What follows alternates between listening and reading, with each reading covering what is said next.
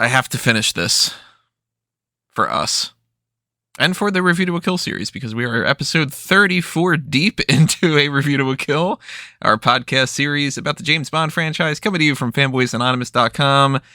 This Bondcast has gone on for this whole year, and we finally reached the end.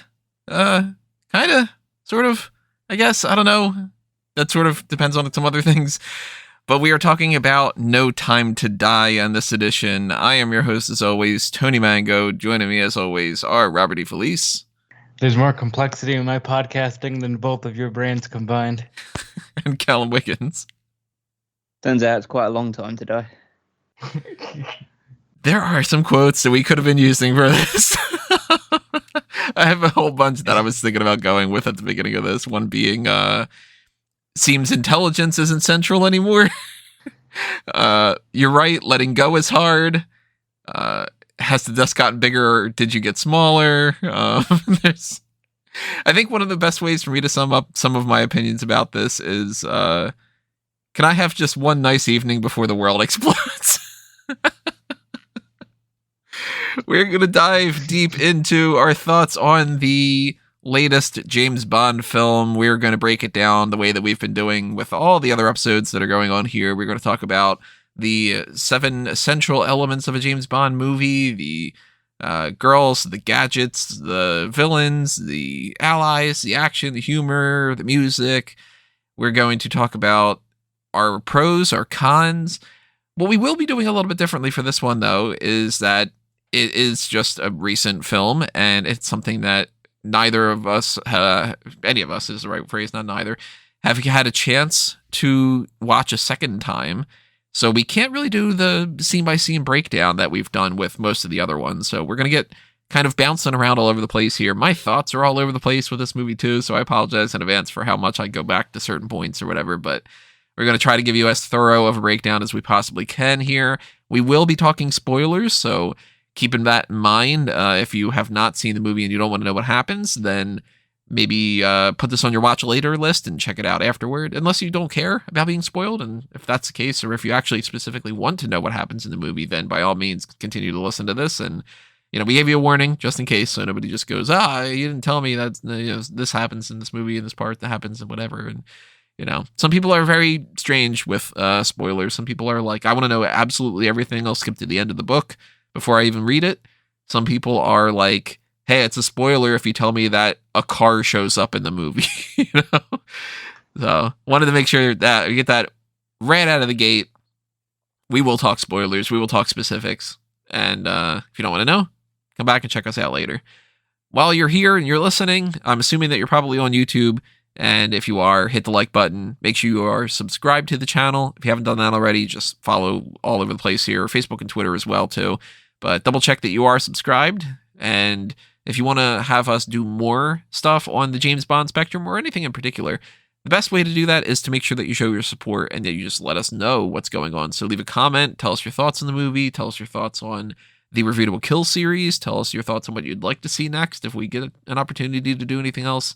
And directly donate to the Patreon, sponsor things through the Pick a Poison tier, the join button on YouTube, which is the exact same thing. Even $1 a month really helps support things going forward, keeps the lights on, and keeps the motivation going forward and everything as well too. But if you don't want this to end and you want us to do anything, then that's what the Pick a Poison tier is all about. And there are plenty of poisons to talk about with this movie. That was one of the driving points. We will get into a lot of this, but before we start getting into more specifics and also more generalizations and everything, I want to toss out one of the things we usually liked to do in the past with this: foreign language titles. So some of them are kind of funny just because of the way that the translations go. Obviously, with a film called No Time to Die, it's not one of the craziest ones to translate, or one of the ones where you just have to literally call it the exact same thing, like, Goldfinger or whatever. Here are the ones that I had found that I thought were kind of interesting or funny or whatever. There is Death is Ahead from Lithuania, which is the complete opposite of No Time to Die. Just, yep, death. There's 007 Death Must Wait from Estonia. 007 Life and Death Battle in Taiwan. That sounds boring as all hell, right? Very generic. Poland just went straight up for It's Not Time to Die. Vietnam has Not the Time to Die, which is, pretty much the same thing. French titles are Dying Can Wait or To Die Can Wait, which those ones kind of sound a little bit more so like somebody trying to do a parody of Bond films. Like that could have been on The Simpsons as like, James Bond is in Dying Can Wait to Death Another Die, like that kind of deal. Czech Republic has No Reason to Die. And my two favorite ones, Turkey has No Time to Exist. That's the opposite. Just you don't even exist. No time for that at all. And my absolute favorite of these, the Chinese Cantonese one, 007 Life and Death Sometimes. I think No Time to Exist was my favorite, but that's good. Life and Death sometimes. Life and death sometimes. Yeah, sometimes you live, sometimes you die, It's the facts of life. The facts of life. That's how it goes, right? So after watching the movie, the title itself, let's start there. How do you feel about the title? I like it. I've always liked No Time. I've since it was announced that thing. It's a name that really feels Bond. No Time to Die. I think it was a nice title for what the movie was overall. I will touch upon this when we get into the music side of things, but I do really like the title. I like it even more with the lyrics. And we knew what the song was ahead of time because this movie's been delayed for 19 years.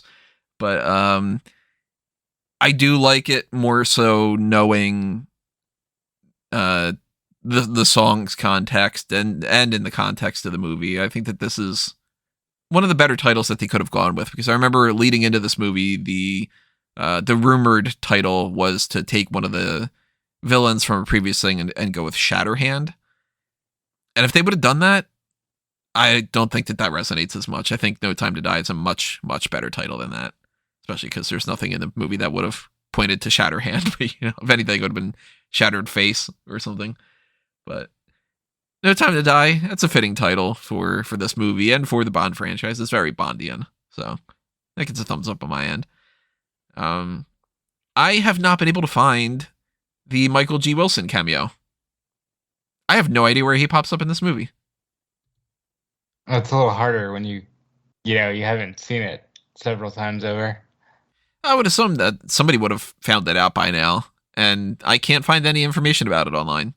So he should be there somewhere. He's in all the movies in some fashion from when he, started doing these cameos, but he's either, I'm assuming he's somebody in the party scene, most likely, because that's usually where they put him in as, some kind of, he's obviously like a background extra in different things, or he'll do like a voiceover or something. But, that seems like the most fitting area for him. So I'm going to try to be on the lookout to see if I can find him there in some fashion.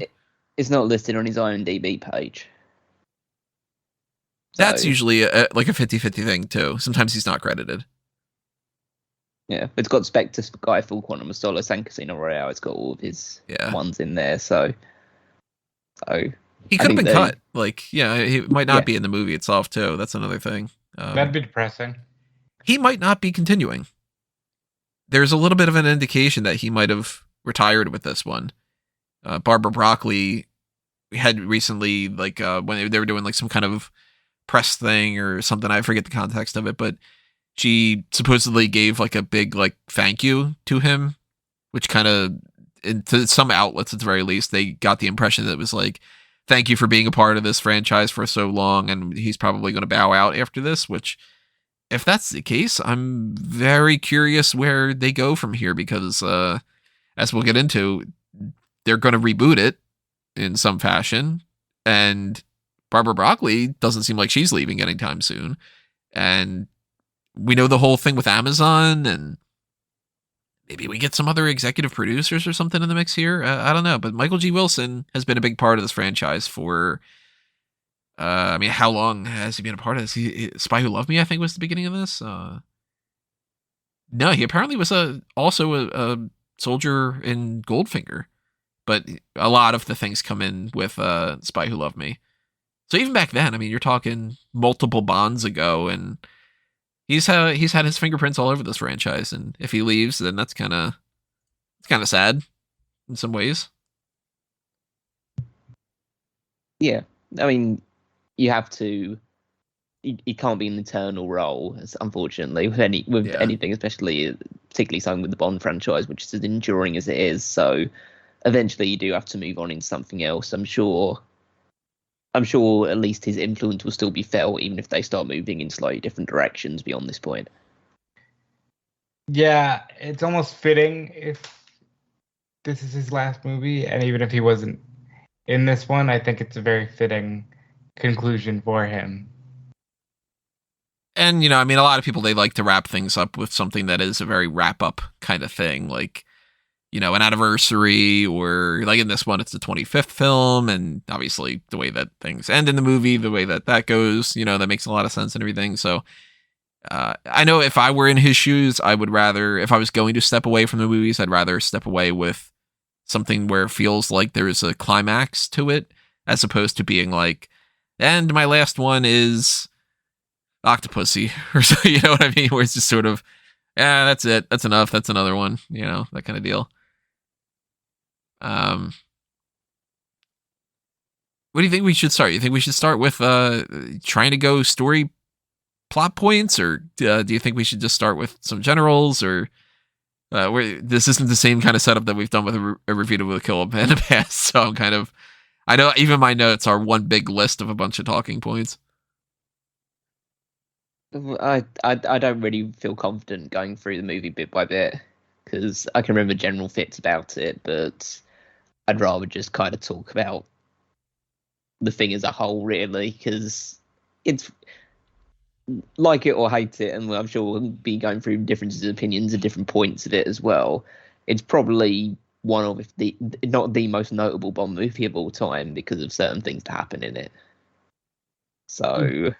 Yeah, I think a general overview is the best way to do this, because we don't have, like the movie at will to go back and like look and reanalyze, and you remember the big moments, Yeah, I mean, I can give a general breakdown in like a most basic sense, but of course, in the past we've done the whole like, and then this part happens, and this is an interesting tidbit of trivia or whatever. I don't have a whole lot of trivia because it hasn't really been able to be analyzed all that much. So for anybody who's hoping for that, we might in the future revisit it to do something more like that, but we kind of can't right now.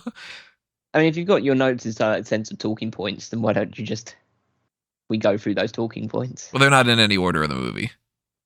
That's fine. Like, I mean, I'm not really. I don't think people need us to go through bit by bit in general. I mean, we can talk about the very start of the movie, because there's a gun barrel. The gun barrel is something, I did want to talk about the gun barrel. It is a different gun barrel than we've seen before. And I know that both of you are probably thinking, and Tony hated it. I didn't. The difference here is, well, first things first, we started to get the gun barrel. And I was like, okay, good, we're getting a gun barrel.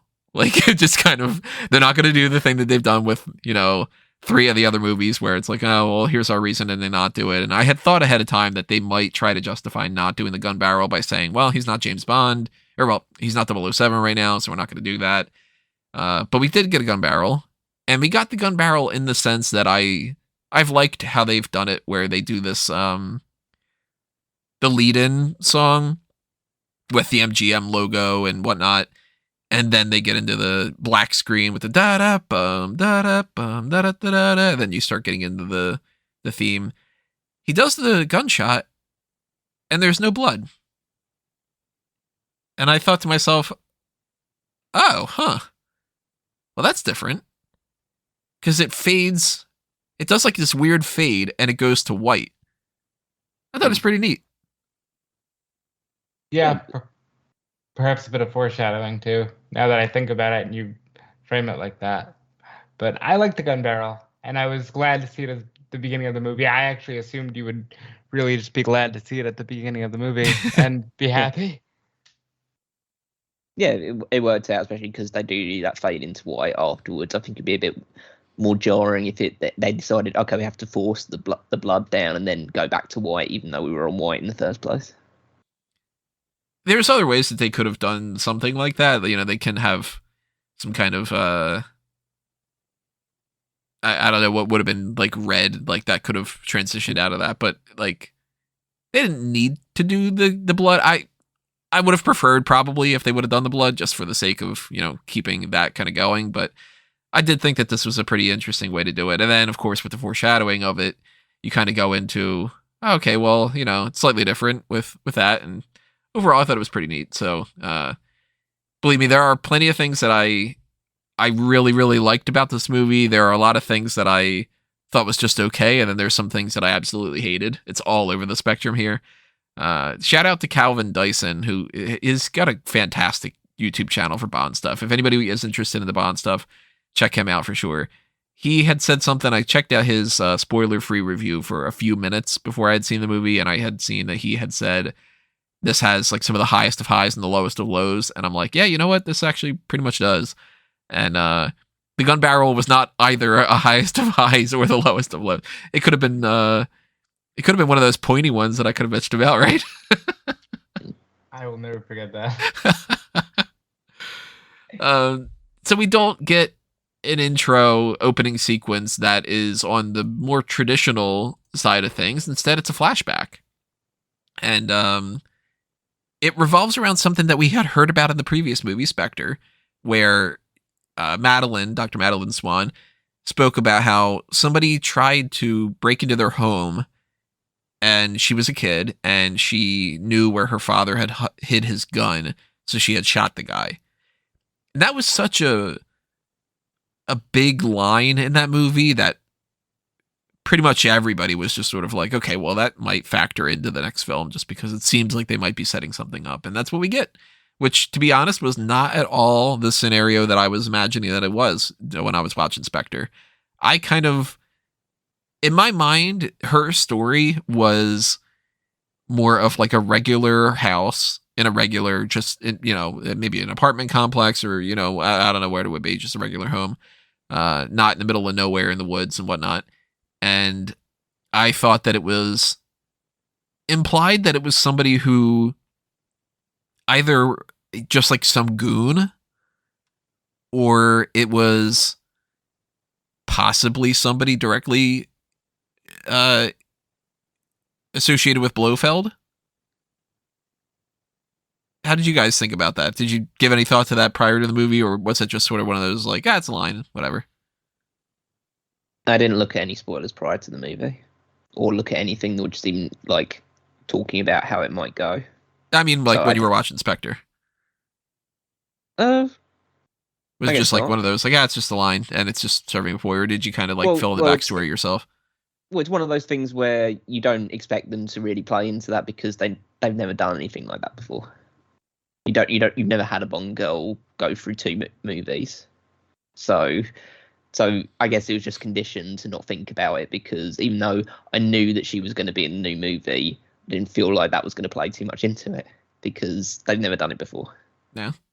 Yeah, and it's cool that they call back to it. It really does serve as the overarching plot for this whole movie, but at the time you don't think they're going to put a lot of emphasis on any Bond girl in any Bond movie, so it's just a line in the other movie, but cool to see that they played off of it. And the way that this does play out is we get who is the main villain of the movie, Lucifer Safin. Is that name? He kills Madeline's mom, who is this drunk, depressed woman, and it kind of goes a little bit against what they had seen and said in the previous movie, because there's a line in it. I'm trying to find one of my notes here. The whole hotel, the L'American, Mr. Whitehead says that they keep going there for years and years and years and years and whatever. And then he says, my wife left me years ago. Yeah, well, that could. He doesn't say how. Yeah, he doesn't say specifically that she left him. She Yeah. said that that could be his own way of saying that she died. Yeah, it's just kind of like the implication is more of she like divorced and whatever, but then you switch it up and it's like, okay, well, that's a different meaning to that phrase now. My wife left me years ago doesn't mean my wife got tired of my villainous bullshit and she decided to pack her bags and leave. It means she became a depressed alcoholic who got murdered. It's like, okay, that's different then, you know? And you can kind of see why that's a big memory for Madeline, not just for shooting somebody, but for also her mom died. Okay, you know? Mm-hmm. But the more interesting thing is that obviously she shoots Safin and assumes that he's dead. Turns out he's not dead. And they do the spot where she runs out into the ice to try and escape him. He's just trudging along behind. And she falls into the ice. And instead of finishing her off or just letting her drown, he shoots around the ice around her in the water and pulls her back up, or at least we're given the impression that he pulls her back up, because then it cuts back into real time when she's with Bond in somewhere in Italy. So there's a couple parts of that I honestly, I don't know if I missed something, but I'm confused about. So maybe you guys can clarify something for me. Number one, she shoots him. And she shoots him like right where his heart should be. And he's fine. Yeah. There's no implication that he's got like a bulletproof vest on or something. No, we don't get any sort of we don't get any sort of understanding of how he managed to survive that thing. The only thing we really know about Safin in general is the fact that he survived the assassination attempts, but he was still poisoned in the process. Mm-hmm. So who knows what kind of impact that had on his body beyond the obviously facial scarring. You think that they're pulling a little bit of like a Renard here? Not quite the same, but like that, like maybe that helps him. No, I just think they wanted to make sure that he didn't die, and so they just did it for a jump scare. Huh. Yeah, like I just took that as like, okay, it's a movie. Yes, she did shoot him right where his heart should be, and he should be dead, but it's a movie, and maybe we'll get a little bit of playfulness in that regard, because the Craig movie is very serious, but maybe they could have played a little bit. I'm hoping that there's maybe something that explains it a little bit better, that they maybe just accidentally cut, or they cut around or something. Cause, I mean, they could just easily have that he had body armor on, and technically speaking, we see him in a puffy coat. Maybe he does have body armor on underneath there, but he was bleeding and everything too. So I don't know. Maybe it's just one of those things. But another thing that I'm kind of confused about for this: how old is Safin supposed to be? That's a great question. Because Madeline, I mean, Léa Seydoux is, I think, 35. Let me double check about that. She is 36 right now. So you figure she was like 34 or whatever when they're making the movie. Rami Malek is like maybe 40, I think. Let me double check about him too. He's 40. Exactly. So he's only 5 years older than she is, 4 years older than she is. And she's, at this part of the movie, she looks like she's like 8. You tell me that this dude's like 15 or something. So I think they try and portray Madeline as younger than Léa Seydoux is, and portray Rami as older than he actually is. You're trying to go with him in this movie being around 50 and her being around 30? Yeah, I imagine that when he goes to kill White and just the entire family, I'm imagining he's a late teenager. Like we don't 19. Yeah, because we don't see his face or anything like that, so we're not given any indication. Well, beyond the obviously when the mask breaks, so we don't get to see anything significant in that regard. So my assumption is that he's in his late teens when that happens. and so he'll probably be in his like late 40s, early 50s at this point. Definitely made certain bits of the movie weird for me as well, just because of how it's portrayed later on. But yeah, that was one of the questions I had as well. And it is kind of curious why he saves her. I mean, to a certain extent, you can go with the whole like he doesn't want to kill a kid, and the fact that his whole family was killed and he was this child survivor would mean that he would, kind of sympathize and whatnot. Well, he gives his explanation, doesn't he, later in the movie? Does he? I'm blanking on that. Well, his explanation is the idea that once you save someone's life, they're bound to you, essentially. And so I mean, he does say, like, you owe me, yeah. Yes, essentially that person is now indebted to you because without you, they wouldn't be alive. So he describes it as the idea that it's more powerful than killing you because now I own you, essentially. Yeah, but I also, I don't know, I just think bits of it were creepy, but this franchise is not shied away from being creepy in the past, so I guess it is what it is. Well, this whole sequence was very, like, more thriller, like horror film kind of stuff. Yeah, it was jump scary, that sort of thing, like murder in a house, that type of like The Shining vibe. A little bit. Yeah, he's got that creepy mask on. What do you feel about the mask? It's kind of unnecessary. It's just a thing for like promotional material more than anything else. Yeah, well, it's there to be creepy. Well, yeah, I think it's mostly there to be creepy, but there's also the fact that the island is based between the coast of Japan and Russia. So I guess they need to demonstrate some sort of Japanese influence. Huh. So I guess there is a reason behind it in my mind.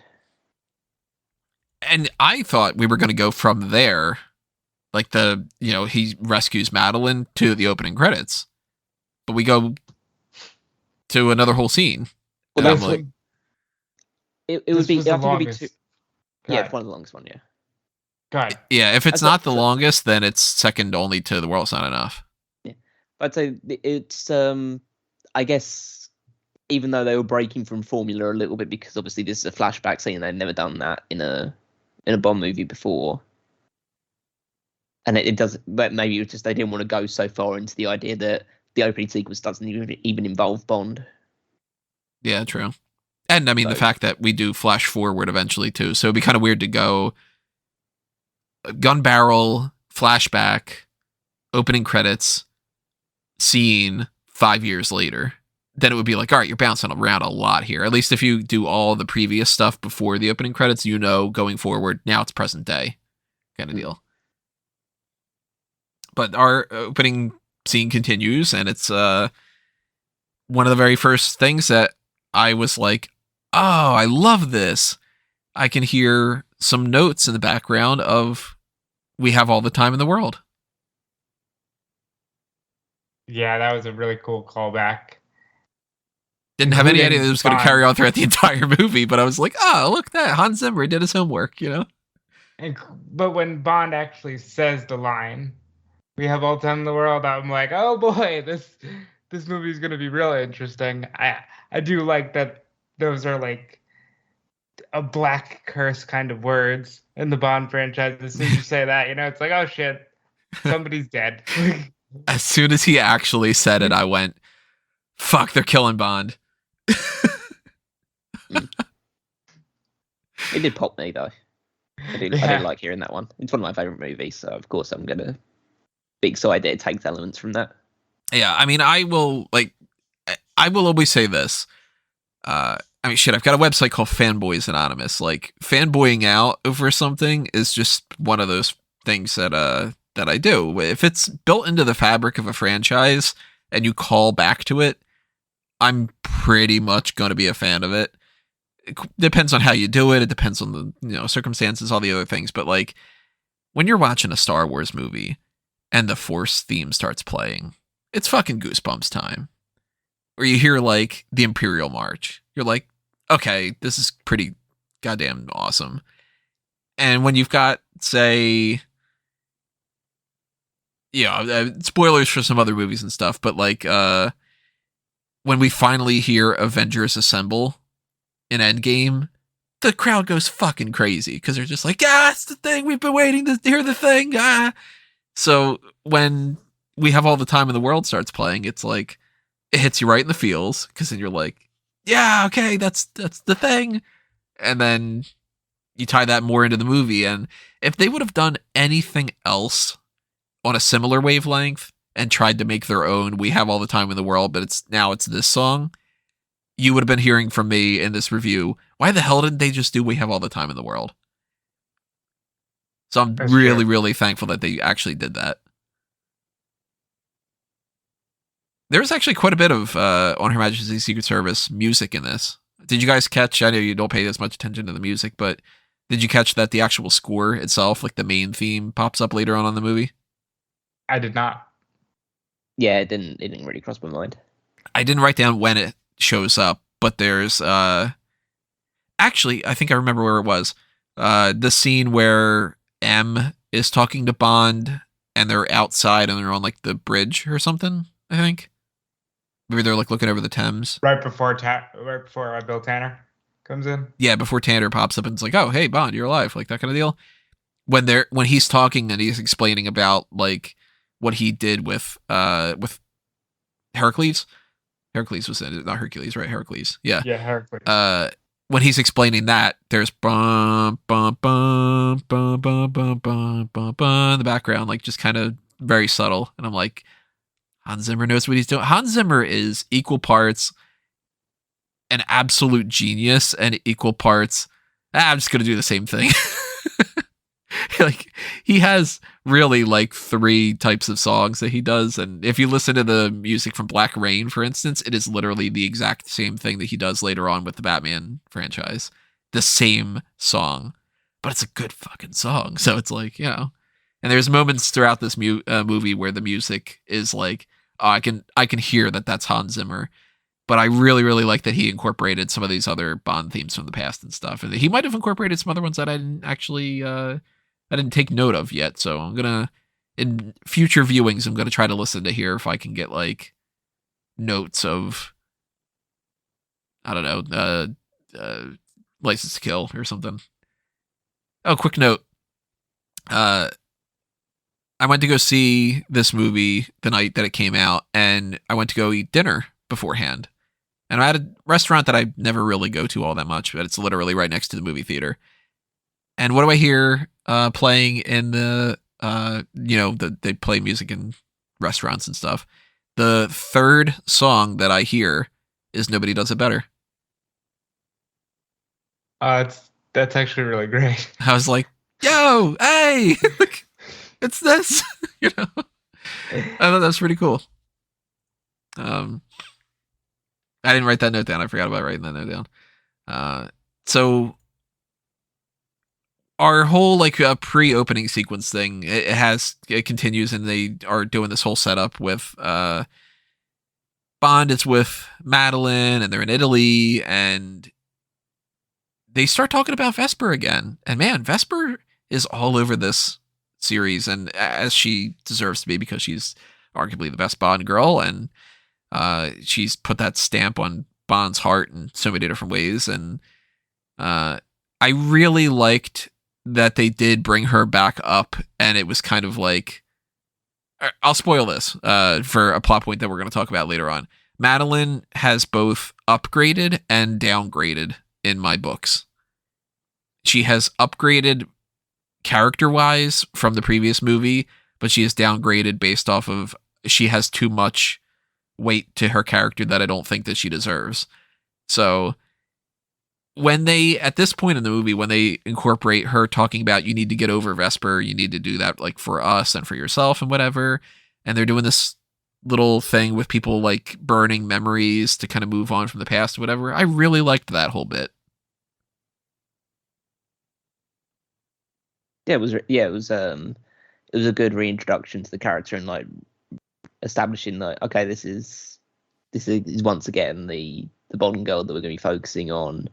And yeah, I think it was important for just the whole plot of the series to basically Bond has to come to terms with the fact that with what happened with Vesper, because that's really the catalyst for who he is as a person now.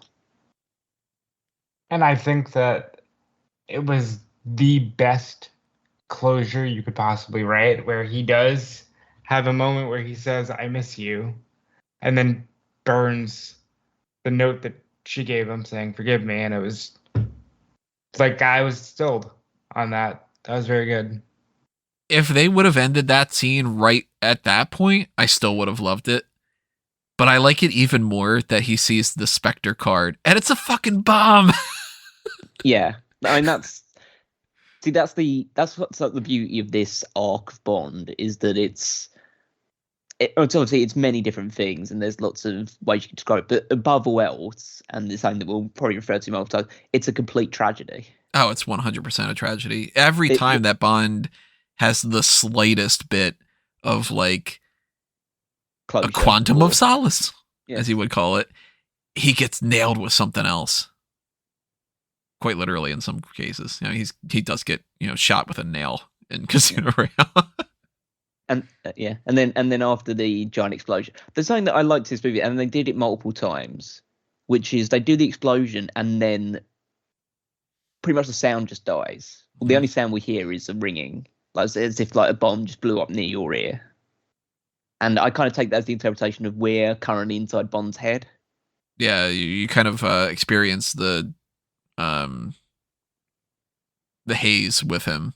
Yeah, and they do that in the climactic fighting scene as well, where there's a grenade or something that goes off and we hear the same exact thing. I thought that's a really nice callback. I really like the way that they've done that. I liked it better the first time. The second time around, I'm like, I don't think we really needed it the second time. But I did really like it with the Vesper thing, especially because the Vesper thing, you just got hit with an emotional punch, and now you're getting hit with a physical one, and auditory, and And then we get what you'd say the more conventional Bond opening thing, which is assassins from all over the place. Yeah. The super action scenes where Bond dives off a bridge holding a rope to swing along to. He does it in his own classical Daniel Craig, this guy is pretty clumsy but manages to get the job done kind of approach. And motorcycles, and there's a guy with a glass eye, and there's all the fighting scene, but then it's also counterbalanced by this giant Bond is in a emotional crisis because he assumes, based on what one of the henchmen says, that Madeline was the one that threw him under the bus. Mm-hmm. Because he is so unwilling and so incapable of trusting anyone because of everything that he's gone through in his life. He essentially takes her and they're driving around, but the best part of it is that they're all surrounded by a bunch of cars in the middle of like this Italian square, and they're just shooting at the DB5 repeatedly over and over and over again. And Bond's just sitting there because he knows that it's all bulletproof anyway, but so he's not really worried about it. But he's just in his mind thinking, do we actually get out of this situation today, or do I just sit here and let us both die? Mm-hmm. Do I let her die knowing that I'll die too, but at least this bitch, as he would call her based off of Vesper, the bitch is dead kind of thing. Like, do I just, let her deal with the consequences of her actions kind of deal, or even press her even further to get her to be like, yes, I did set you up, but can you please, whatever, like that kind of, he's playing a little bit of chicken, and he has every right to be pissed, because why would he trust her? She's the daughter of Mr. White. And everybody fucks him over at some point for the most part, And the action sequence is pretty damn cool. I was a big fan of like when he gets on the bike and he goes up the side of the building to get like the steps or whatever it was to, kind of jump up to the higher level. Big fan of the car. As far as gadgets goes, the car it's got the bevy of normal stuff, the machine guns, it's got the smoke stuff, it's got the little mine kind of spike things. I don't know what you would call them. I forget the names for it. Like, not tax, but it's a typical Bond car, and like Q managed to put all that stuff in there. I guess he was rebuilding the the car from the shell in the previous movie, and he bothered to put all this thing on there. A friend of mine said that they were thinking that at this part of the movie, he was going to use the ejector seat on Madeline. Oh. That'd be terrible. That would have been really funny. It would have just been a funny moment if you just zoomed in and he was just looking at it a little bit. just at least like he wasn't actually going to do it, but you just get a sense of he was thinking about it even for a split second, like he did with M, where he's joking around about it. So I mean, he eventually kind of trusts that she, to a certain extent, he trusts that she didn't really screw him over, and they take care of the villains and whatever like that. And he puts her on a train, and tells her, fuck off, I'm not going to see you anymore. And at this point, she puts her hand to her stomach. And I'm like, all right, yep, she's pregnant. Called it. Well, this is the first time during this podcast I can say my immediate reaction to the movie was texting Tony, I hate you, you called everything. Yeah, he did. You called it. Not everything, but a good portion of it, because it's like some of the stuff is it's built in the way that it kind of seemed like it needed to go, That was our opening sequence. We will talk. Yeah. We're going to do our rankings and everything at the end of this. But how'd you guys feel leading into the opening credits before talking about the opening credits? I love the action sequence like that. It felt comforting in a way. Like, okay, now it's a Bond film. Like, this is fun. And the stuff with Madeline in the flashback was good too. But the action sequence is where it all lives for me. Thumbs up. Yeah, I thought it was one of the best ones they've probably ever done, in terms of just being its own cinematic experience and a good blend of both the emotional and the action side of things. He covered both sides really well. So that was something that I was a big fan of, and I'm like, all right, cool, I'm on board. This movie's doing some pretty good stuff here. And then they hit me with the dots from Dr. No. That's how they transitioned to the opening credits. And I'm like, fuck yeah. We're getting the Dr. No dots. Yeah, this is it's given a lot of fan service to people that are long-term fans of the franchise. So because they knew what was coming up at the end. Yeah. I gotta try to prep everybody for that. Soften the blow. I really liked the little dots though. That was just, they didn't need to do that. They could have done anything else, but I thought that was great. And I, of course, talking about the main theme itself, big fan of Billie Eilish's No Time to Die. I like it even better now after the movie. Yes, I would agree with that. It's not I enjoyed the one that you had sent me earlier in the year that did not get used. I forget at the moment who sings the song, but I enjoyed that one more as a song, but this was a great theme song for the movie, and Billie Eilish, right place, right time, because I don't know if anybody could have done this song better than her. Maybe like a Lorde or something like that, but very good song. So that one that you're talking about is the track demo thing by Mark Ronson and Elsie Juber, I guess, or anybody that's interested. And that's, to me, a better song and a very catchy song, and I listen to it a lot. But this was a great opening sequence song for Bond. What'd you think? I was a huge fan of the song for the longest time since I first heard it. I thought it was a great addition to the catalogue of great Bond songs. And then when I saw the actual, it then put together with the actual opening credits, it's just a masterpiece, really. It's the graphics for it and just everything they move towards throughout it is just, it's basically an own short picture nominee. You could just take that out of the movie and it's just okay, this could win a short film of the year at the Oscars or something. It's just great. I do wish that it would have had some more of the women's silhouette kind of thing going on that previous movies have had, but I know that they've been kind of trying to go away from that formula. To me, it's it's part of the franchise. Why not? But I loved, in particular, the one of the notes that I actually put my phone, I took my phone out to write it down so that I wouldn't forget about it. the guns forming the DNA strands. Thought that was fucking great. I don't know if I like kept that one in mind, but that is pretty cool.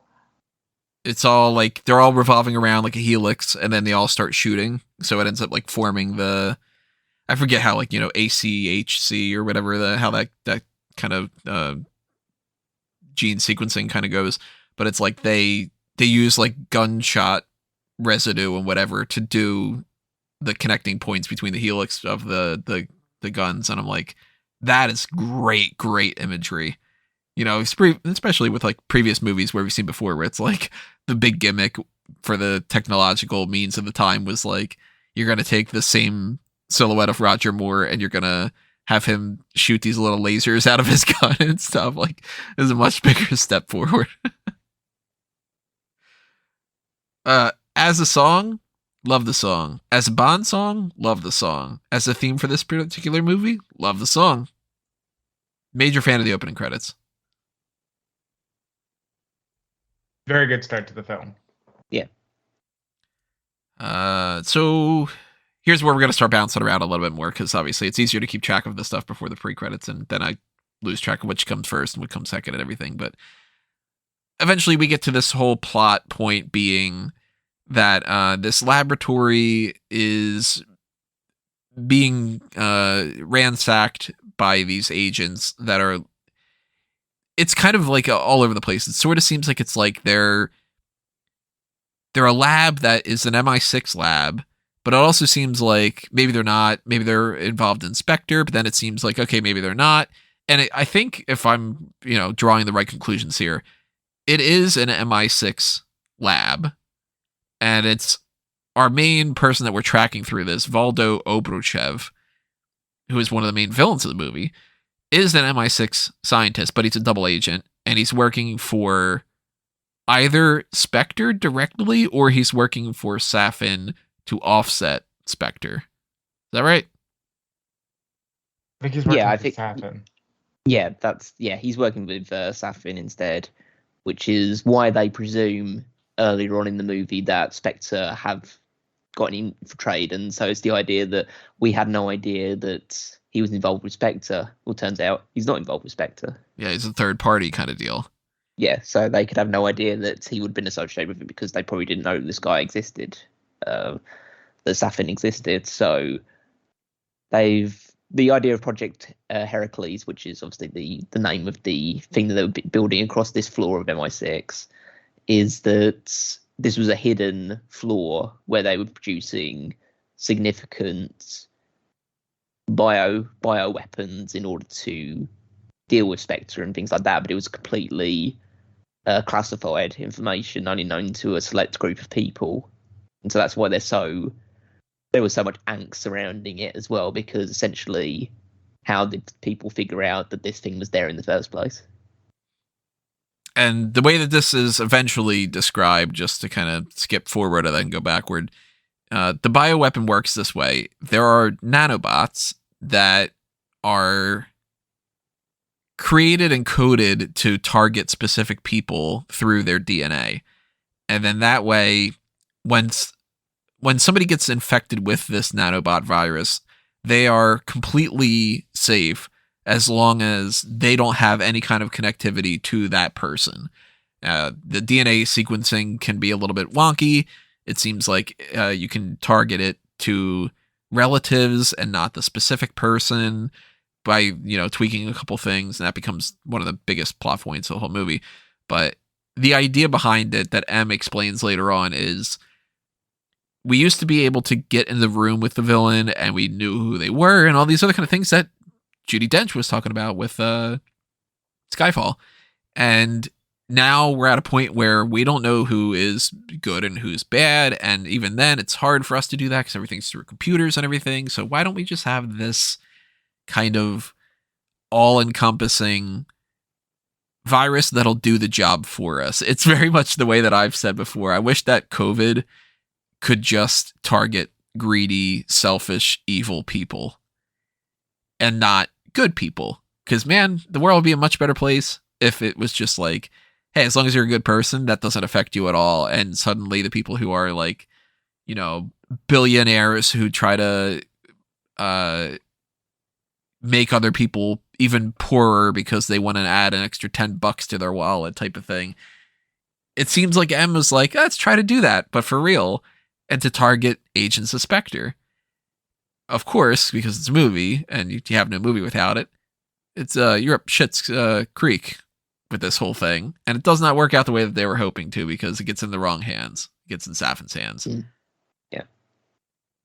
Well, one of my favorite parts of the whole movie is just this whole creation of Project Heracles, because to me it's the perfect blend of the new technology trying to make it feel like this is something that like has the building blocks of something that could happen, or something that's just because the way the technology has evolved to give that blend of like almost that fear of what could be happening in the next 10, 15, 20 years or whatever. But then it's got the extreme level of absurdity that you would expect from Bond villains and their plots, because it's a bioweapon made of nanobots that only infects people with a certain DNA strand. Just like, that's the sort of thing that you switch off and you like accept because it's a Bond movie. Yeah, you're like, and sure, they figured it out. Why not? Yeah, you could believe it in an action movie. If you heard it in like a more quote unquote serious franchise or movie, so they just go, "What? That just wouldn't happen." But it's like, it's got a level of absurdity to it as well as being just very technologically astute. So I really appreciate the weapon that Bond is fighting against pretty much for the entire movie. I enjoyed it as well. I think I had made this remark to Tony that I don't know if you could have released this movie amid an actual pandemic because of all the uncertainty and fear. But when you realize how real something like just a virus can be, and then you tailor it with all of this, like, it's nanobot technology, that's genius. And that's a really good way to wrap up one Bond's story. Yeah, so the plot itself through that gets a thumbs up on my end too. It's like Callum said, it's the right level of absurd and believable at the same time. We'll talk about Oberchev a little bit more later on. We get that Bond over the past 5 years. Bond, at some point at the very least, has retired again, mind you, and he is in Jamaica. And I don't know for sure, but I'm pretty sure that the house that they filmed at is Ian Fleming's old house, Goldeneye. Would be a really cool tie-in. I'm fairly certain, or at the very least, it's patterned somewhat off of it. I don't know if they'd be able to like film at the actual. They probably would be able to film at the actual place, but like, build a set around it and do whatever, that kind of deal. I think it's the same thing. Which they name a movie Goldeneye after that, and obviously we get some tie-ins with Fleming here and there. The quote at the end of the movie, which we'll talk about, and some other things. Big fan of that. I'm popping for the idea that Bond retires in Jamaica because it's like, yeah, Ian Fleming did. Cool. I like it. Another thumbs up moment. Another pay attention to the series and you're going to get rewarded from these little Easter eggs kind of things. Yep. It's good to have like things that the hardcores will pay attention to, but it doesn't affect the casuals' experience. Yeah, like if you're just a casual fan, you're not saying, "Oh wow, look at this and that." But for somebody like you, who's gonna bitch about a gun barrel being 2.8, you're like, "Oh, that's so freaking cool! It's GoldenEye." It's really nice. When you do something like you put Vesper's theme in the scene where he's saying goodbye to Vesper, it hits you better if you know what it is and everything. But if you don't, you're not losing anything out of the movie. Blah, blah, blah. Eventually, whatever, we get Felix Leiter contacting him, and we get introduced to his colleague, Logan Ash. And immediately I'm going, yeah, that guy's a fucking double agent. You guys do the same thing? Yeah, he was too he was too positive in a way. Like he was too like, oh, I know you, it's James Bond. Yeah, love you, man. It's like, oh boy, something not right here. He was giving me some a little bit of Red Grant vibes from Rush with Love when he was trying to be like all buddy buddy with James Bond. You know, the like um oh god, I'm blanking away. Does he call him like old chap, I think? Or no, old man, I think. When he's like, all right, old man, like whatever, that kind of thing. And Logan is just sort of like, you know, oh, you're James Bond. You know, this is great. Like, let's. And Bond says like he smiles too much and whatever. Bond, of course, is a little suspicious of him too. And yeah, he's every right to be because Logan's a fucking asshole in this movie. Yeah, he's real piece of shit. But we get a whole thing back and forth with some of that stuff. Felix wants him to join in on this mission, whatever. Bond's retired, whatever. He starts flirting around with Nomi, who he immediately knows something's up, and she's part of MI6. And she, of course, is. Turns out that she is the new 00 that replaced him. She is 007 now, which we pretty much knew going into the movie from like promotional material and stuff. And there's part of me that doesn't like it, but there's an even bigger part of me that goes, well, Bond's retired. Why wouldn't they just keep it going and have a new 007? There's been more 004s, there's been more 005s, you know, whatever. So yeah, there's a new 007. They really harped on that number though. And one of the only things I liked and I thought the Nomi character brought to the table was that constant banter about the 007 number. And I think they had a lot of fun with it. But I will say, when Felix Leiter's talking to Bond and he's saying, we need you, we can't tell the good guys from the bad guys anymore, I'm thinking, I hope that the person who took over 007 isn't a bad guy. Like, that would just suck if, she's the main henchman, and there you go. I thought there was a possibility that could be the case, yeah. I kind of thought that maybe they were setting up Logan to be that thing for a red herring and then it was going to be Nomi. But I was like, I guess we'll find out during the movie, that kind of deal. What were you thinking about that, Callum? Were you kind of suspicious of either one of them? No, I wasn't. No, I never considered the possibility that she was going to be that guy. Logan, potentially, but I wasn't really thinking that much at that point in time. I didn't want to. I thought he was either going to be likely a villain or he was going to be some really big sacrificial lamb. Because either he's smiling too much because he's a bad guy, or he's smiling too much because he doesn't know what he's doing and he's way over his head. Kind of like he'd be like the, oh god, what's his name? The dude from Casino Royale who's he just gets thrown into the snake pit at the end of it. Yeah, you know, stop touching your ear, like that type of thing. Like, damn kid doesn't know what he was getting into and he get killed because of it, that kind of deal. I did enjoy Nomi's introduction, the idea that she was essentially there and just like immediately going into the bedroom, and there's some good banter between them. Like, she takes her weave off and he says, well, it's not the first thing I expect you to take off. Yeah, I like that. Yeah, that was good. It's just a good laugh in the cinema that I was watching it in. And yeah, and the fact that she does harp on about the 007 thing, and the fact that it says, like, you probably thought it'd be retired. I like that line. Yeah. That was a great line. And his response is just typical Craig's Bond. It's like, it's just a number, that sort of thing. Even though you know it hurts him, he just like, he has to shrug it off because he can't show any emotion. And yeah, I did like the introduction to her, and the fact that Bond eventually is convinced to join into this escapade, but working essentially for the CIA instead of MI6. Yeah, because he trusts Leiter. He's a fan of Leiter, a friend of Leiter. Obviously, he, to a certain extent, is going to trust Nomi, but he knows full well MI6 is not like infallible. You can't trust everybody and whatever. But he gets into the mix here, and I will. Again, we're going to bounce back to characters. We're going to talk about some different things here and there. I will say this. Nomi does not register on my scale anywhere near as much as the next person that we meet, because Bond gets introduced to another contact through Felix, and it is the CIA agent named Paloma, played by Ana de Armas. I thought she was fucking great. She has this wide-eyed... She says, I had 3 weeks of training and all this, and she is a fun character. I loved her character.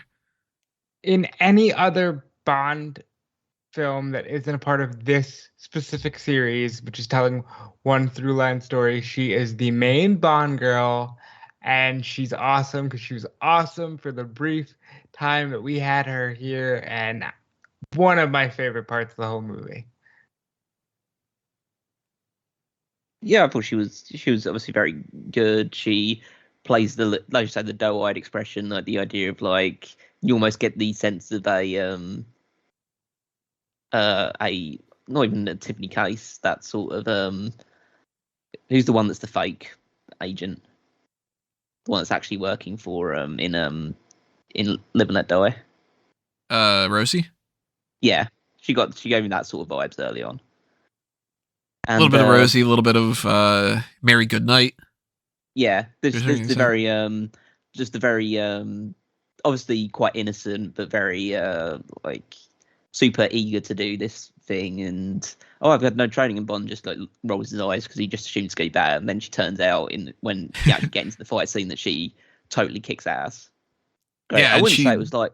Good. I wouldn't say it was one of my favorite parts of the movie. I mean, it's a very, very good action scene, but like she's there and then she goes, and it's like. And to be honest, I didn't. I mean, people say harsh me for this, but like I didn't miss her when she went. I wasn't like really that. Oh, basically, because I left halfway through this part to go to the bathroom anyway, because obviously it's a long movie, so you kind of have to pace yourself a little bit in that regards. But I came back and I basically asked my brother after we left, who I was watching it with, did anything else happen with Paloma? He said no. I said okay. Like, so it didn't leave that much more of an impression on me. I think that's because, again, going into this film, you know that she isn't going to be a main Bond girl or even perhaps a main villain. It's just she's there for the one scene. I just think that she did a great job in the scene, and like I said, any other movie would have been the main female protagonist of the film. Yeah, she's not an ally on the level of something like a Corinne Bay, who's throughout like most of the film, but she's very much like I guess like Saunders to an extent, but obviously a completely different character. But like she's there for a short time, but a good time, and she hits so many different marks here for me. Like obviously looks wise, she is incredibly attractive, so that's one good thing, which is, you look at Ana de Armas and that dress and you're like, yep, that's a Bond girl. Like that kind of deal. But then I really like the switch of her being, this rookie that Bond's like, oh, I guess I gotta like babysit her, and then she is quite literally kicking some ass. Like she does a damn good super kick, and she's great with a gun. She they have that little moment that's a cute little moment where they have the little toast in the midst of this whole action sequence. I think they hired her, and like even like Callum says, you take her out of the movie, you're not really missing much. But then you have her there because you're like, oh, you are a Bond girl. Look at her in this dress. She can kick ass. That was believable. You're a Bond girl. Let's try to get you in the movie in some capacity. Yeah, she fits more of the traditional Bond girl mold. So if anybody would have been like, wow, they didn't even have like a regular Bond girl. Yeah, they did. Paloma. She's a mixture of, say, Paula Kaplan from Thunderball and somebody more bombastic and a bigger type of character, like it's like one of the ones that's like not like a Mayday, but like whatever, you get the point. Here's where I'll bounce to something that I kind of wanted to talk about. Should I talk about it now or should I wait a little bit? Maybe I'll wait a little bit and we'll come back to this because it involves another point. But they do this whole thing where they're at this party and it's all these Spectre members. And it turns out that Blofeld, who has been in a prison cell this whole time and he's been mumbling to himself a bunch of nonsense, or what it seems like he's mumbling a bunch of nonsense to himself. And even M is, watching over him. And it turns out that Blofeld, the only person he's willing to talk to is Madeline Swan. He's able to get his birthday party going on through this prison cell. And he's using the bionic eye that Cyclops, as he's referred to, but what's his name? His actual name. It starts with a P. Primo. That's how he's able to communicate with people. And all these Spectre agents are all around there, and the spotlight goes on Bond, and I'm thinking that's pretty damn cool. It's a little bit unbelievable. It's a little bit on that spectrum of like, how do you plan out all these things, like how Silva was able to plan out, and then the train's going to come at this point, and then this is going to happen, and that's going to happen. But it doesn't even fucking work, because Spectre agents all get killed with that nanovirus. That was pretty cool. Yeah, it was a really good twist to it. And that was awesome, because all of Spectre is just getting wiped the fuck out. And you go, this is like the main organization going after Bond. Things are really changing. Loved it. Obviously, we get this whole sequence with they're trying to get Oberchev out, and we get some back and forth about, like, Nomi's helping, and Paloma's helping, and Bond's helping, and they kind of balance things between the two kind of sides. I like that Bond is sort of showing up Nomi a little bit here and there, and he's just like, I'm going to take your plane, like that kind of deal, and whatever. But it ends with their Paloma's like, this is where my stop is, see you later, give this cigar to Felix. And by the end of this next sequence, Logan Ash reveals himself to be somebody working for Safin, and he shoots Felix, and he escapes with Oberchev. Felix is bleeding out. Bond is telling him, you're going to smoke that cigar. And Felix knows full well Bond's not going to be able to carry him to safety safely with his own life in the mix as well. And he knows to tell Bond, hey, look, you got to let me go. And he says something that I liked, where he just says, as one of those like lines that you're going to have, your final line kind of thing. Maybe it's not the best line that they could have gone with, but he says, it's a good life, isn't it? And Bond replies the best. And that was the first time I got choked up watching this, because I'm like, God, that hit me really hard, because you start again picking off all of these key players, and it hit. Yeah, it was you kind of get the sense, like, throughout the betrayal and stuff like that of Ash, that that Leiter's not going to make it, and they just make it even more. There's odds against them constantly. The first, the gunshot, and it's bleeding out a lot, but then you feel like, okay, they're in this situation, Bond will find a way out, and then the ship starts sinking, and then you just add more and more on top of it, and eventually he has to let Leiter go, and that's the hard thing, because this was a good Leiter as well. So it's I think they had to start the process again, preparing for what was to come, and this was one of the components into that. We at this point in the movie, I'm going, man, like, I don't want to see Felix die, but Felix was in the range of, I think that they could potentially kill off Felix. And I'll spoil something for my opinions about later on. If they would have just killed off Felix, there's some things I wouldn't be as upset about. Felix's death is kind of like, sometimes it happens, like, we've seen in License to Kill, he gets his leg bitten off, and unfortunately the way that they frame it in that movie, he ends up being like, let's go fishing, that kind of thing. But like, Felix has been written out of the franchise before and whatever, and I'm like, oh, you know what, if he's gonna die, I get it, but it does hurt, because then you're like, nah, Felix, oh, I like him. But here's where I'll bring up a point. This might be a debate. You might agree, you might disagree, I don't know. Form and function. Here's something that I've been dwelling on since the movie ended, and since I've had a couple of days to think about this.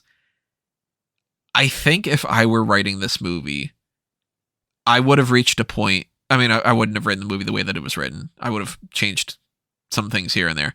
But if somebody were to tell me, hey, polish up the script before we start doing it, this is what you're working with, one of the first things that I would think is, I don't like Nomi all that much. And outside of her character being toying around with the 00 number, they hit that like 100 times. That beat just keeps happening around. And they also hit the she's good at her job beat a bunch of times. She doesn't really have a whole lot of... She doesn't serve much in the movie. She's just there to be the other ally. 007. Yeah, and like they don't even talk to her on the mission. Emma's always talking to Bond. And I know that he's the main character, of course, but like I think she needed to have more to do, but I don't know how they'd balance that out. And the only way I could think of that they could balance it out was maybe you take Paloma and Nomi and you merge them together. And you end up with a character that's got more, because Paloma's got some vivacity to her and some life to her, and she just leaves in the movie. But maybe if that's the introduction where it's like, oh, I've had 3 weeks worth of training or whatever, it turns out actually I'm 007 now, then that becomes more, okay, the rookie, I thought that I was going to be, schooling the rookie, but it turns out she's replacing me, and then we can have that discussion later on in the movie. And I also think if you replace Paloma a little bit in that scene and Felix is on that mission, here's one of the criticisms I have about the Craig franchise. Bond and Felix don't do anything together. Yeah. In Casino Royale, they are just opposites at a poker game until Felix stops him from killing Le Chiffre, and he says, hey, I'm a CIA agent. If you arrest him, let's take him in. And then in the next movie, he shows up as, yeah, I trust Bond because I know him from the poker game. And he says, you got like 30 seconds before we're going to come after you. And then the next time we see him is here. Yeah, but I think that's one of those cases where you're supposed to just go off of legacy. Right. You have to know the other movies to care about Felix more. You will care about Felix just because he's been, in the Craig films, but you don't care anywhere near as much unless you've seen the other movies. So if you had 1 or 2 scenes where they were on a mission together or whatever throughout this franchise, I think that hits better. And maybe I'd replace Paloma with Felix and then replace Nomi with Paloma. Something to think about. I don't know. Maybe if we were working on that, if I tried it, I'd be like, actually, that doesn't work. But that's one of the things I've been thinking about. Because I fundamentally, Nomi, I don't really like her all that much. And it's not because she's taken over the 007 thing. We'll get to that a little bit later on. I just kind of don't think that her character is anything but a little dull.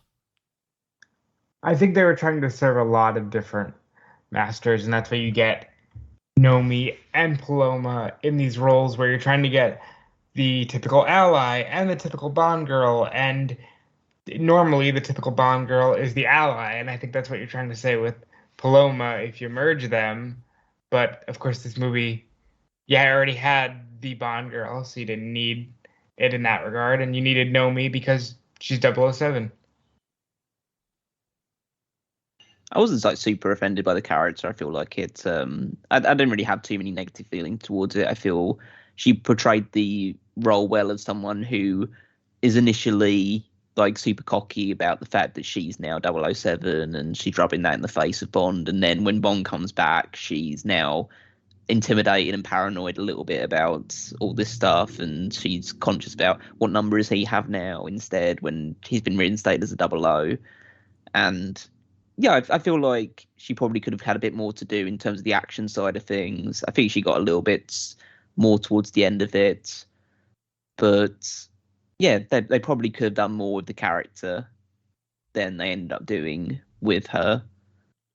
I wouldn't say it was like an overall negative thing, but I think it's kind of because of the way the movie is and the way the movie had to be, so much focus was on Bond and Madeline that basically every other character kind of falls away a little bit. Yeah. I mean, like, I don't want it to come off as like Nomi's the worst character ever. She's far from that. No, but I feel like everyone suffers. Everyone, I don't want to even make it sound like a negative, but every other character kind of falls into a real secondary category because the well, Madeline to a degree, but Bond in particular, like this is the one of the Bondiest of Bond movies in the fact that like it's all about him, even more so than a lot of other movies in the past have been, really, because it's a tour de force in terms of just Craig's performance and the way that the character needs to go from place to place and all this other stuff. So everyone else feels a little bit just along for the ride, pretty much. One of those things that you brought up that I wanted to kind of get your thoughts on. We don't know what 00 he was reinstated as. No, and that's quite the reason why I feel like they didn't reference Nomi at all during the thing, because they didn't want to say what her new 00 number was. What did you guys kind of think that it was? I thought he'd been reinstated as 001. Yeah, when he was reinstated, I thought that he would just be 001.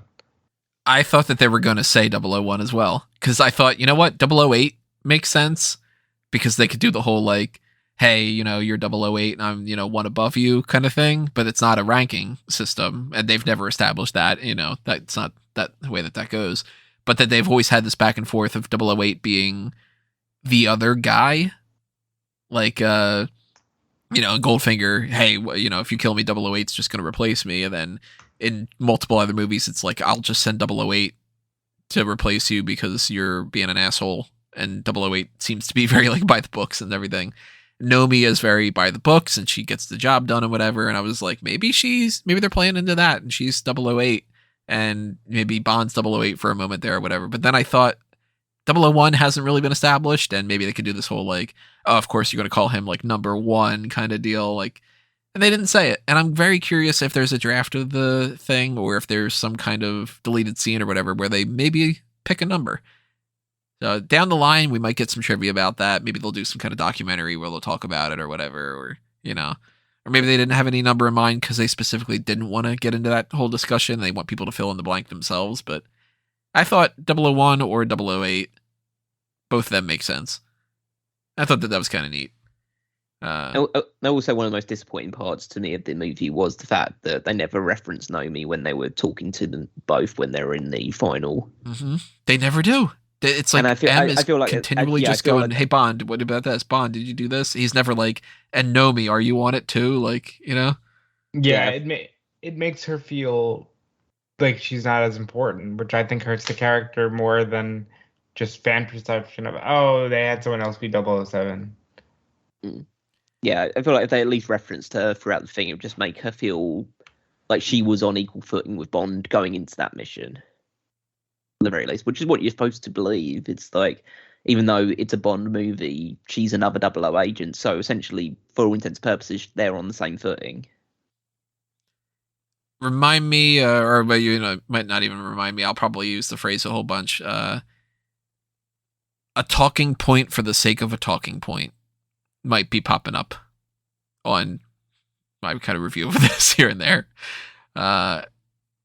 So moving on from that whole situation, we lose Felix. Bond gets reinstated. We get Moneypenny and Q back in the mix. We see that, Moneypenny is very much like, I really liked the idea, like when Bond is there with Nomi in the office, and it's like, you could come in. It's like, you Bond, not Nomi. And Nomi has that little exchange with Moneypenny where she's like, I could see why you shot him. And Moneypenny says, well, most people try, kind of deal. Like, I like that kind of back and forth. I love that Moneypenny asks Bond if he has any dinner plans. And for a split second, I'm like, just kind of like, they're doing something here. And then, of course, it ends up being that they're going to Q's place. And we get to see Q's cats that he's referenced. We get confirmation of what I had said before about Q, that they were hinting that he was gay. He's at least bi, or whatever you would classify him, but he he's talking about how he's got a dinner date with some guy that's coming over soon, which I like because it brings more life into the character, gives him something different, gets some representation in there for people. That's going to mean a lot to some people. Like, big fan of Ben Wishaw's Q.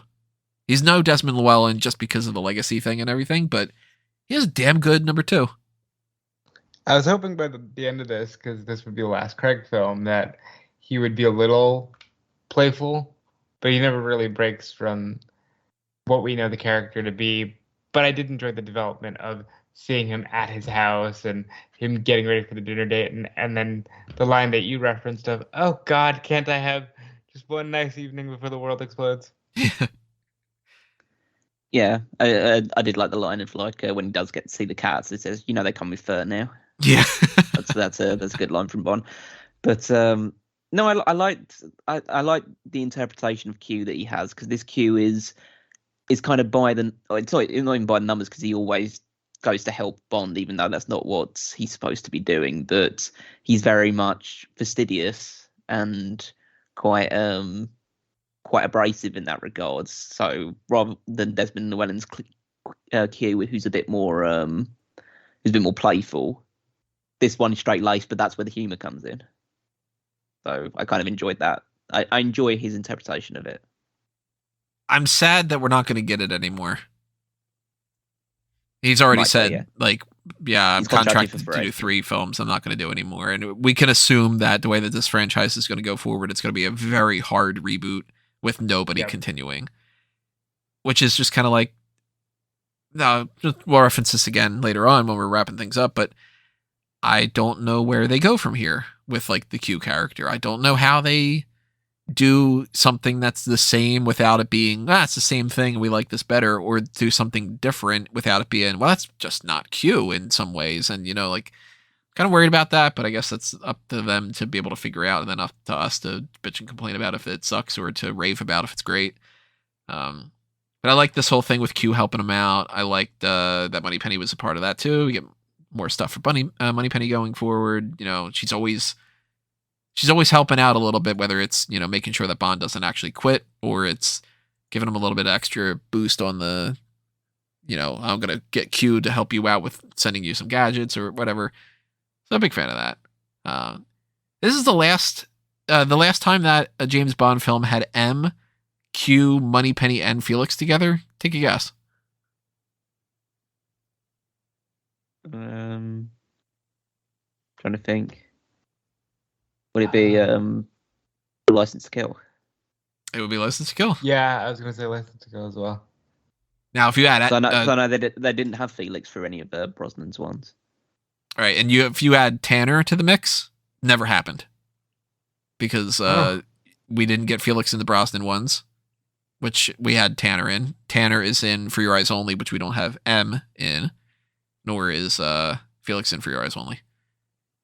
Yeah, Moneypenny was never in Casino Royale or Quantum of Solace. So yeah, it's just kind of, this is the only movie that has M, Q, Moneypenny, Felix, and Tanner. Appropriate. Hit all the right notes before all of the actors say goodbye. You got all the allies in there. You got I don't remember what part of the movie it is, but there's a scene in like MI6 where M is sitting in this one spot and there are all these portraits of the other M's. You can see Judi Dench. You could see, I think, Bernard Lee and Robert Brown. I've seen some things that say it's just Robert Brown, but I can't imagine that they don't have Bernard Lee there. He's the one that you should have there. I loved that they had that. Because why wouldn't you have like these other M's? If you go to like the White House, you see, a portrait of Kennedy and like whatnot. But these other M's out there, like he's in this like Hall of M kind of thing. Like, what would my predecessors have done in this kind of scenario? Am I fucking it up or whatever? And we got another F-bomb in the movie too. More pronounced one than when M says, "I really fucked this up, didn't I?" He just says like, "For fuck's sake" or something. I forget what he says. Yeah. But, I like that. You get one F-bomb in a PG-13 movie. But I love the portraits of M. M's. M&M's. Whatever you want to call it. M. There you go. Trying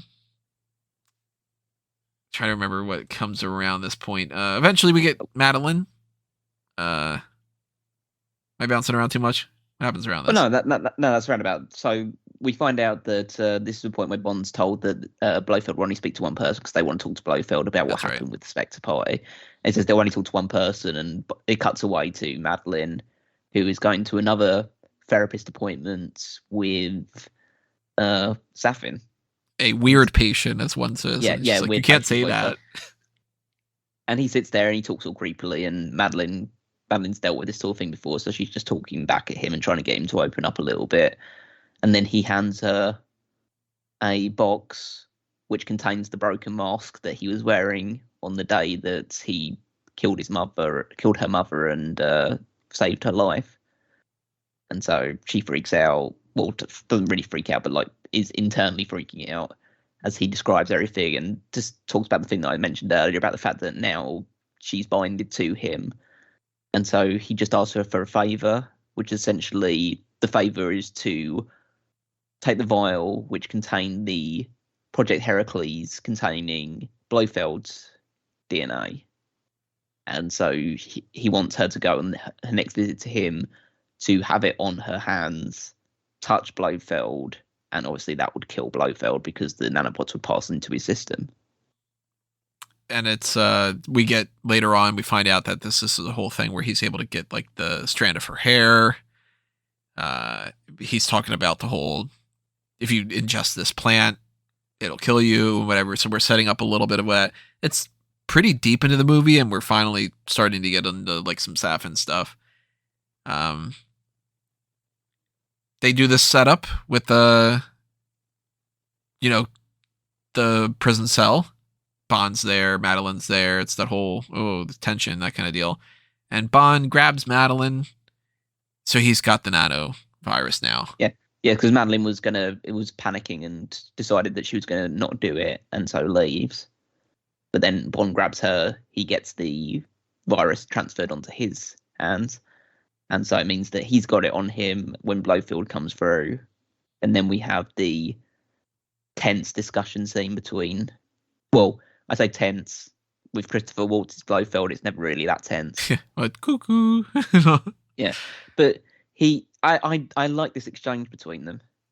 Because now you've established who Blofeld is after Spectre, and we all had our opinions on that version, like Blofeld and that thing, and just the whole process behind it. But now that you've established it, it makes this conversation real, because Bond comes across, I don't say different, but he's very just over animated. Yeah, animated and over it at the same time.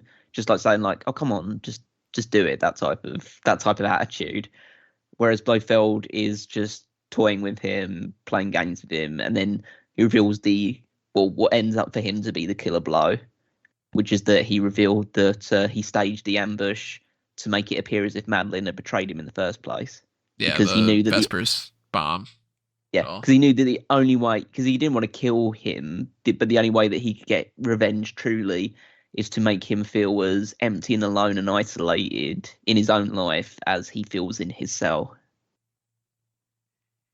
It's an exchange that I'm going to have to go back and check out multiple times before I make a full judgment call. I like it, but I got a feeling if I rewatch it, I might not like it as much. Or I might like it a lot more. It's kind of, for a one-time viewing, I'm not too sure how to process it, but I liked quite a bit of it. I think I would have liked it more without the silly reveal in the last movie about them actually being related. Oh, yeah, I completely agree about that. If they were just two people that happened to cross paths, it would be better than rivals. Like, I think that was too much of an add-on, and I think maybe there's the idea of, oh, that makes what happens next all the more intense, but actually it just kind of ruins it for me, because if Blofeld is just the mastermind of all of Bond's hardships, then, the tension is even more palpable to me. I agree. I still hate the idea that it's all like, that's your long lost half stepbrother or whatever. That's stupid as all hell. But he says just die, Blofeld, I think. Yeah, because he literally grabs him and it just says, just die, Blofeld, just die. And then he, dies. And that was a weird moment. Well, it wasn't that his intention at the end of it, because he was choking him, but then he finally relented, and Tanner just berates him outside with the idea that he's just broken the one rule of interrogation: you don't lose your cool in front of the person you're interrogating. And then they turn back and look, and Blofeld slumped over because the virus has got him. See, now, if he would have just offered Bond a delicatessen in stainless steel, he wouldn't have been so mad, and he wouldn't have just choked him. Yeah, there you go. Mr. Bond! Just kidding. So Blofeld's dead. Spectre's dead. Felix is dead. At this point in the movie, I'm like, they're killing Bond. They definitely are killing Bond. They're just killing everyone. Well, they're not going to kill Madeline, but they're killing Bond. Okay, I'm getting myself prepared for it. I actually thought that they were going to kill off M, too. Well, I think they already killed off the more notable M in Judi Dench.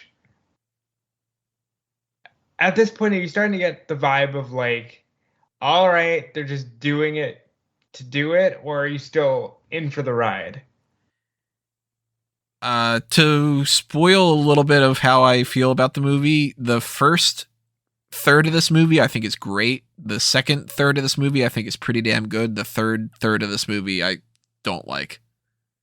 For, you know, functional reasons and for the choices that they've made, but like I am starting to dip down in that thing where I'm like, I'm getting a sense that they're doing some things for the sake of doing some things.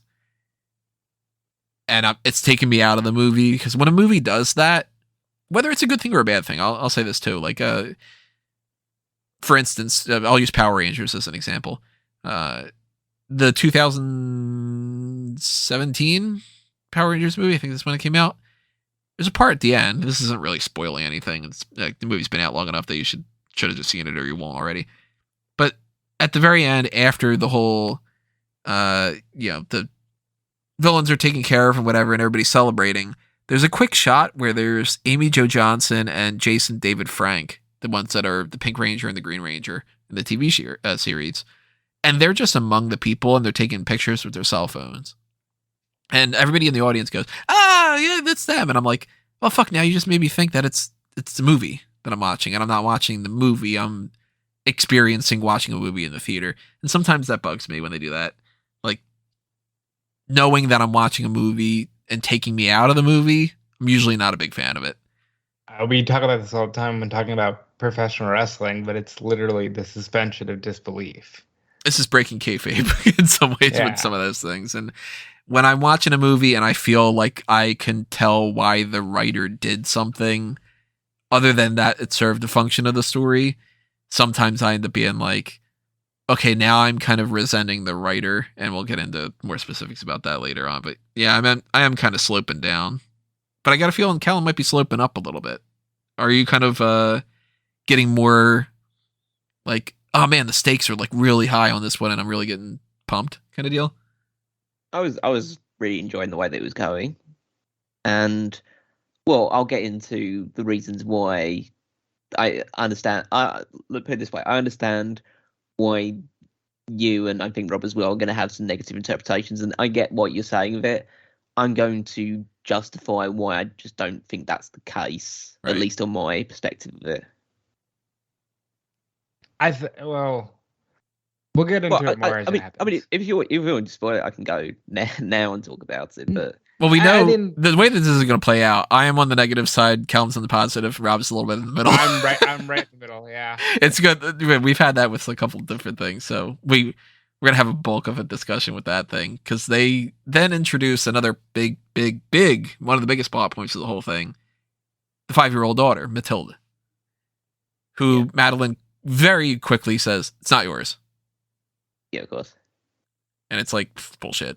You know? Yeah, well, Bond knows. He just says the eyes. Right. He just knows immediately, but like she's not going to. I guess not going to play into it. Yeah, she's mad at him. They've only just gone back, and so she can't trust him immediately to do that. That was really annoying. Like, what good at the end of the day did that lie serve anyone? You know, just. It's yours. He's gonna protect her like it's his anyway. Just say it's his.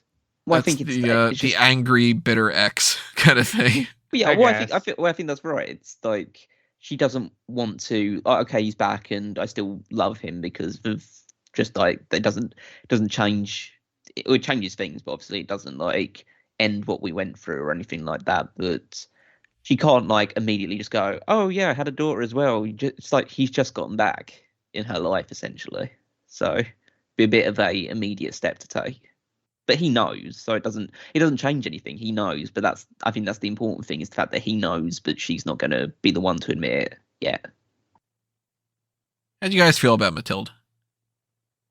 I think it was, for what just the rest of the movie goes, it's the complete right decision to have Bond have a daughter.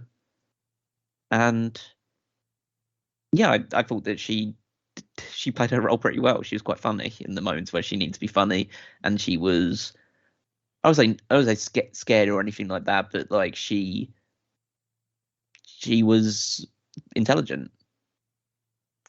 She, first of all, kid is cute as a button, and she plays her role so well, right down to being apathetic when she needs to be. It's like, God, I wonder which parent you get that from, because she it was wonderful seeing her interact with Safin. Not the biggest fan of the actress.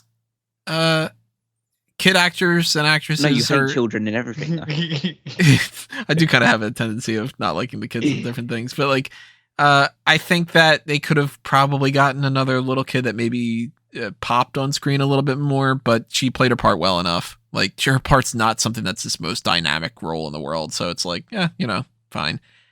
I do like the decision that, I know there's some people that they would go like, well, why doesn't Bond have a little boy? And it's like, well, no, he has a little girl, because that's a good way to balance out how some of the franchise has been so goddamn bad when it comes to women.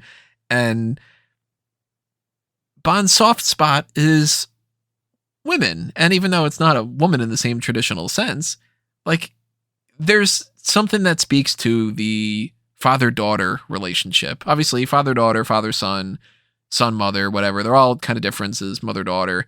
There's different connection points for different things, but like, if you're going to go with the protective thing, father protecting daughter, that's probably the strongest thing that you can get. So I knew way into this movie. I mean, we talked about it with predictions and stuff. I'm like, yeah, Bond's getting a daughter. Tony Stark got a daughter. It's how it works. That's how it should be. If Bond's going to have some kind of a kid, it should be a daughter. I don't like the name Matilda. I wasn't crazy about the name. Yeah, I'm not a fan of the name Matilda. Wouldn't have gone with that. And then you're just splitting hairs, though. It's whatever. I like the way the kid was portrayed, because I think, why wouldn't you be kind of subdued and kind of a little standoffish if your mother knows to protect you at all costs? And then it's like just built into your DNA because of who your father is. DNA built in throughout this movie. Yeah, there you go. I will say I'm very, very glad they did not go with Jane or Jamie. If they would have tried to be like, oh, it's Jane Bond in the next bunch of years, and I would have been like, God damn it, fuck this, Even though I don't like the Matilda name, if they would have tried Jamie Bond, I would have been like, you fucking gotta be kidding me. What don't you like about the name Matilda? I just don't like the name itself.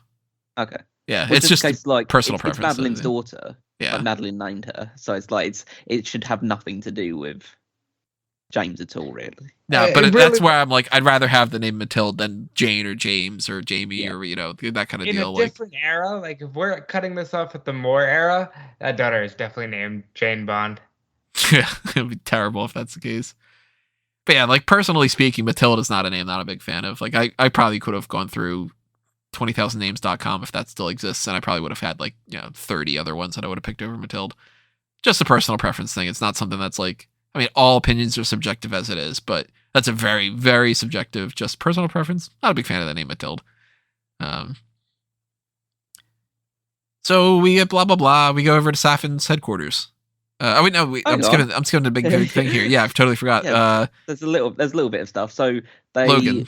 That whole thing. Yeah. So they managed to figure out where, because they do a thing where they've been tracking Logan, and they figure out that he's in Norway, where they basically says no, you're supposed to be tracking Logan, not me. And then Bond clicks and realizes that Logan's on top of him.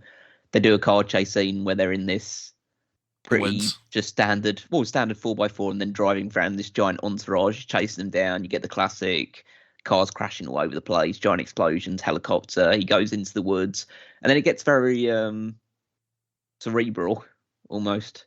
It's like Bond doing a load of special like traps and stuff like that, but just immediately shooting people as soon as like he flips the car over and stuff like that. He's just like immediately on it, shooting them down, trying to lead people away from Madeline and Mathilde. Yeah, and, from Eminem. yeah, and then they do. It's one of my favorite moments of the entire movie is Logan's death. Love it, because it's just so what you'd expect from. It's like that's the sort of death that Roger Moore. I'm kind of glad Roger Moore's not alive to see that type of thing, because that's the sort of thing that he was very much against, of him being just a very just cold-blooded guy. But this guy killed Felix, and Felix is was his best friend, and it's just a case of he tries to barter his way out of it, and Bond just says, "No, I'm not gonna do it," and just knocks the car down, lands right on top of him, rolls all over him. That's yeah. Yeah, he says, "I had a brother, and his name was Felix." I got a brother. Hey, I got a brother. Roger Moore wouldn't have liked it because he didn't like when he kicked Locke in For Your Eyes Only. But this is very Connery and very you want it, you take it, old buddy from License to Kill from Dalton. Great way to kill off Logan Ash with just knocking the car down and crush him.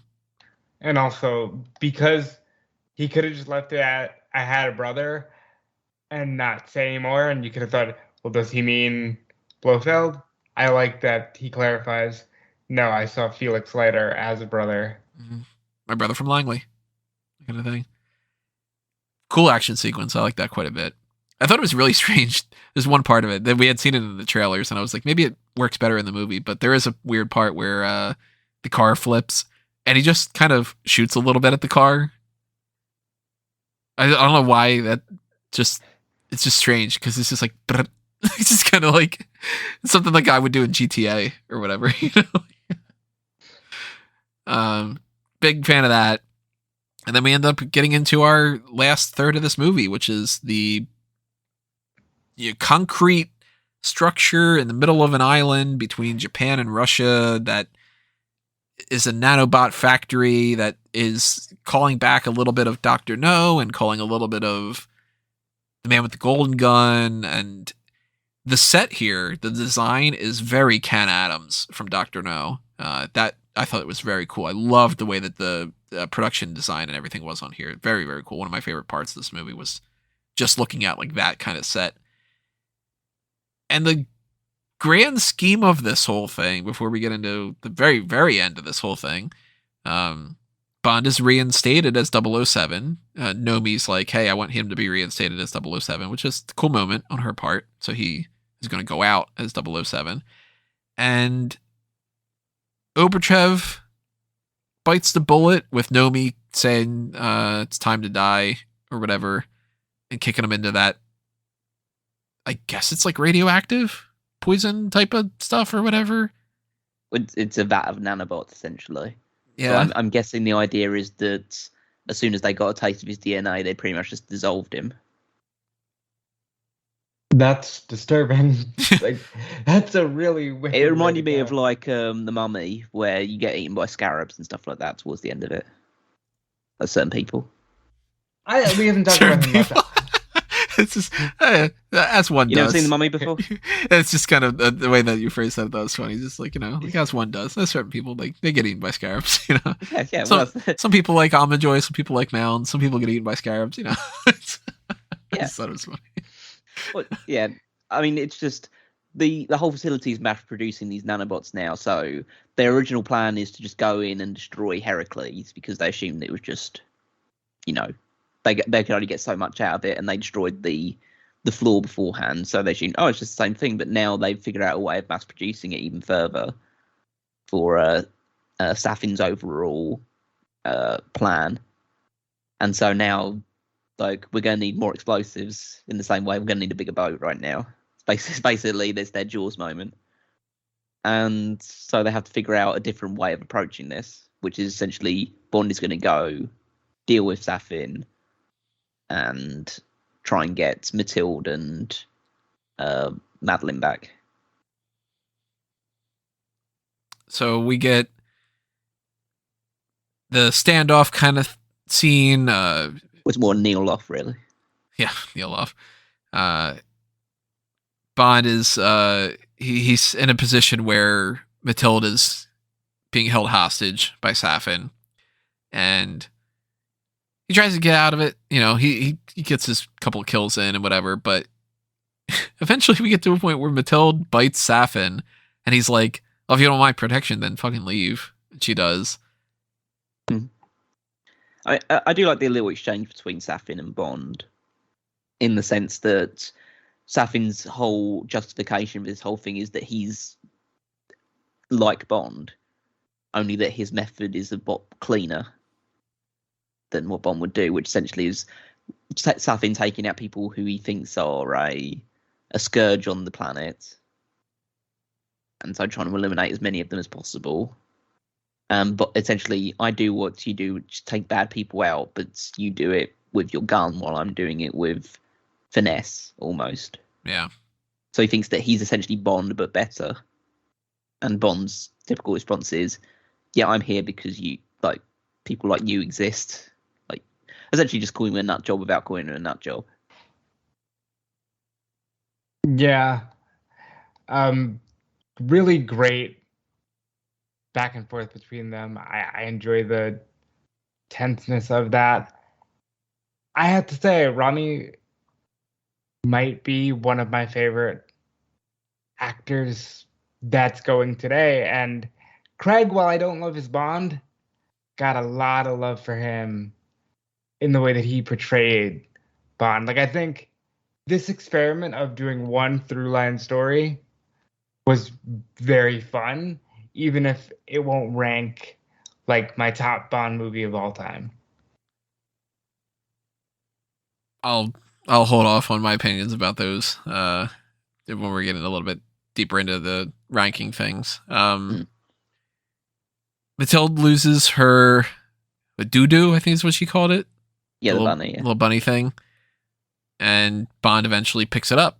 Yeah, while he's doing his big final climactic action thing where he has to essentially shoot his way through the entire, because he gets Madeline and Matilda to safety. They sail away with Nomi, and he gets to just go in. He needs to kill everyone in his path, climb up to the bunker, and open up the doors.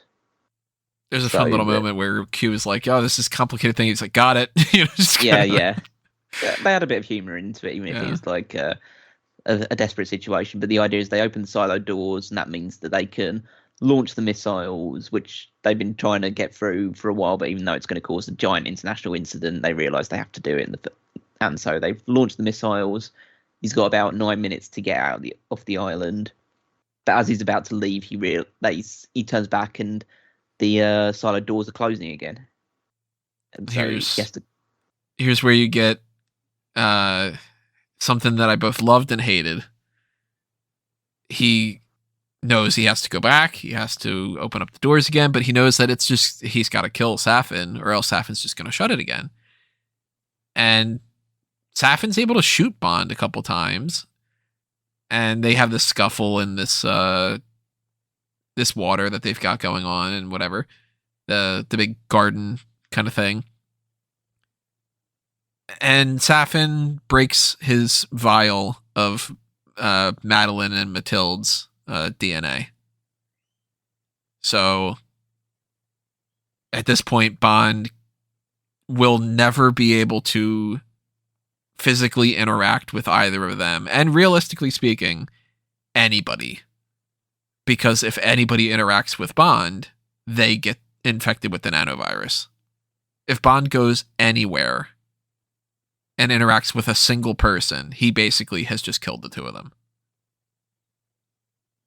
I mean, to be well, yeah, it's more of a case of like he's only got Madeline and Matilda's virus, so essentially it's the idea that if he touched anyone and then they eventually got through to like if he Madeline were to and like shake hands with him and then M was like, oh, like, you know, here's a pat on the head for Matilda, she's dead. Yeah, essentially he carries the one thing that could just see their doom if it just like through osmosis ended up just getting through to one of those two. So he knows that it's the worst kind of situation to be in. I love the way that like he does that, and Rami just not Rami, but Safin gets his little words in about the entire thing, saying he didn't want to do it and all that other stuff. I do appreciate the fact that he didn't quit. Oh, I love that he just shoots him. Yeah, he just shoots with the face because he is done. Yeah, like, this is the last thing that you could. Like it's why. I mean, I'll talk about Safin a little bit more when we get towards the end of it, but it's the ultimate thing you could do to Bond is to rob him of his final chance of being happy, and he just kill him immediately. And then okay, the only thing I've got now is to complete this mission. I might argue that could be the best villain death, just because it's so to the point of like, all right, well, we got nothing to live for. Bang, bang, bang. He's dead. All right, what are we doing? Like, let's just wrap this up.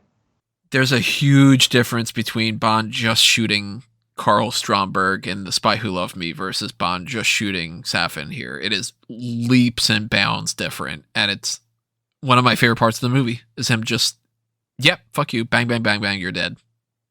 Love that. Absolutely love that. That's the asshole type of Bond. I mean, it's not an asshole thing. I mean, he obviously deserves it, but like that's the brutal killer Bond moment that you need in that kind of a moment. If he would have quipped and said something, it would have been like, why are you fucking joking around, dude? You know, like, so I love that.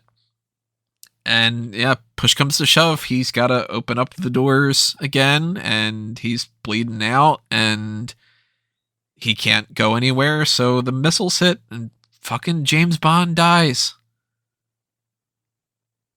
Yeah, the emotional final conversation with Madeleine. They reveal the fact that he's got the virus on him now, and that's the moment where he basically says, "Yeah, I'm not going to make it." He says the line like, "You have all the time in the world," to those two again, which is kind of like again just bringing it back full circle. And she finally reveals in the final thing that like she does have your eyes, and then he says like, "I know," and then the missiles just come raining down on top of him, and it's not a case like it cuts away and you're left with like the moment of feeling like, okay, you managed to get out of it somehow and we'll see something at the end of it. No, they make it very clear that he's blown up in the process. And yeah, it's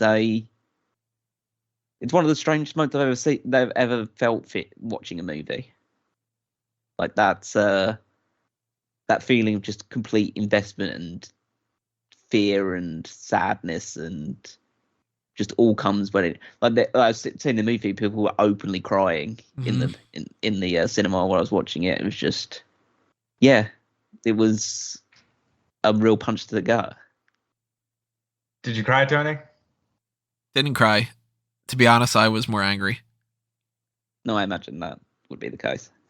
I felt there was this part of me that was just like, but did he, just because it's James Bond and you want it to be, but like they made it very clear that he was gone now, and it's a hell of a write-off for not only this character, who's the past 5 movies has told a great story, but just James Bond.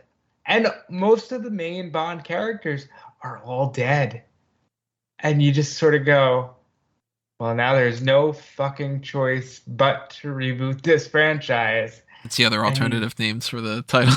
No fucking choice but to reboot this franchise. No time to die. I mean, really, it should have been, because where else do you go from here? And they've already made it clear they're not stopping the franchise. If this was a goodbye to everything 007 altogether, that's fine. But they've made it very clear they're not stopping the franchise. So now what? So part of me was very, very angry, and part of me at the same time was very like proud that you called it that. No, not so much that, because I was leaning more towards, and it was probably mostly just me hoping that it was the case. I was like, no, they can have Madeleine potentially die and Bond can stay with his daughter at the end, that kind of deal. But I was kind of proud that they got me with the red herring of the bunny. because I was like, they could do something in this movie where it's like Bond's dead or whatever, and then suddenly the bunny pops up. Like Matilda's got a shipment in the mail and it's the bunny, and it's like, oh, is Bond actually out there? Did he actually manage to escape? Did they actually figure out a way for Q to get the nanobot off of him? Because they're just like, yep, you can't take it off. It's like, no, you have an EMP thing. Oh, I forgot to mention, I fucking love how he kills Primo with the EMP, and it blows up his eyeball, and he says, I showed him your watch, and it blew his mind. I loved that. I thought that was fantastic. And they give you your quip there because they're not going to give it to you. Right. Yeah, thought that was fantastic. That was one of my favorite parts of the movie. But I'm like, maybe they could figure out a way. Maybe the EMP disables something. Maybe whatever. Maybe they could do the bunny thing. And then they show the fact that the missiles hit him, and I'm like, nah, damn it. Damn it to hell. And one of the biggest talking points we're going to have here that we, obviously we're going to keep going back on, but I'll come back to this. But the movie goes after that point. There is a momentary drink to honor Bond with Moneypenny, M, Q, Tanner, Nomi. And M reads a line from something, and he had says, I forget most of it, but the major point being, I shall not waste my days in trying to prolong them, which has been in the books before. So I popped for that. I was like, oh, hey, that was, I think they used it in one of Bond's obituaries in the book. I'm like, I know that line. I've used that in essays before. I shall not waste my days in trying to prolong them. So I like that. Great. They just go back to work kind of deal. And we don't know if Nomi is 007. We don't know if she is whatever the other 00 that Bond had taken over originally. Or if they've retired the 007 number. Because they could have potentially done that. And we're not going to know because the series is not going to continue this on. Thankfully, that's the case. My hope is that they retired it, but we're not going to know, so it doesn't matter. In my headcanon, that's what happened. That Nomi took over whatever the 00 that he was given, like 001 or whatever, and they were like, okay, well, no more 007s because he was the best kind of deal. That's my headcanon at the very least. And the movie ends with Madeline with Matilda, and she says, I'm going to tell you a story about a man named Bond. James Bond. Very good. Yeah, and then it cuts to Louis Armstrong singing We Have All the Time in the World. Eventually we get our credits, and the credits pop up. James Bond will return. Mm-hmm. And I was like, when the credits were popping up and people were talking, I was like, if they say 007 will return, I'm going to be pissed. Because then that means that they're going to do a Nomi spinoff, which Barbara Broccoli at this point has said they have no plans on really doing that. They're like, we know that the franchise is about the central character. We've thought about doing stuff before. Never say never. Again. And, but we're going to reboot and all that. So it's James Bond will return. I was glad that they put that out there because if they wouldn't have for the next however many years, especially with the way that they've been doing this franchise, Daniel Craig spent more time as Bond and did less films than like Roger Moore did. I don't want to wait 10 years to find out that they actually are doing another Bond film. I want to know now that they're doing another Bond film down the line because I love these movies. So it's like, yeah, tell me you're going to do more Bond films. And if they would have done 007 will return, I would have been like, nah, it's going to mean that they're going to recast, they're going to do this, they're going to do Nomi, they're going to whatever. And I wouldn't want to have seen a Nomi spinoff film. I didn't like her character enough. I was actually thinking at the point where she relinquished the 00 number, I was like, if they give her her own spinoff, they're going to change her character because her character is not enough to be the lead of a movie that I would really enjoy. But we're getting another James Bond film in some fashion down the line. At least that's the plan. We'll see how that works. But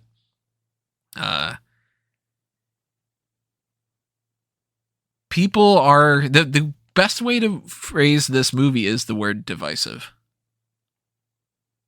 And it's not just because of the way that they do things, but how they do things and why they do things. And even just the fact that you've heard it in this review. There are a lot of things I really liked about this movie.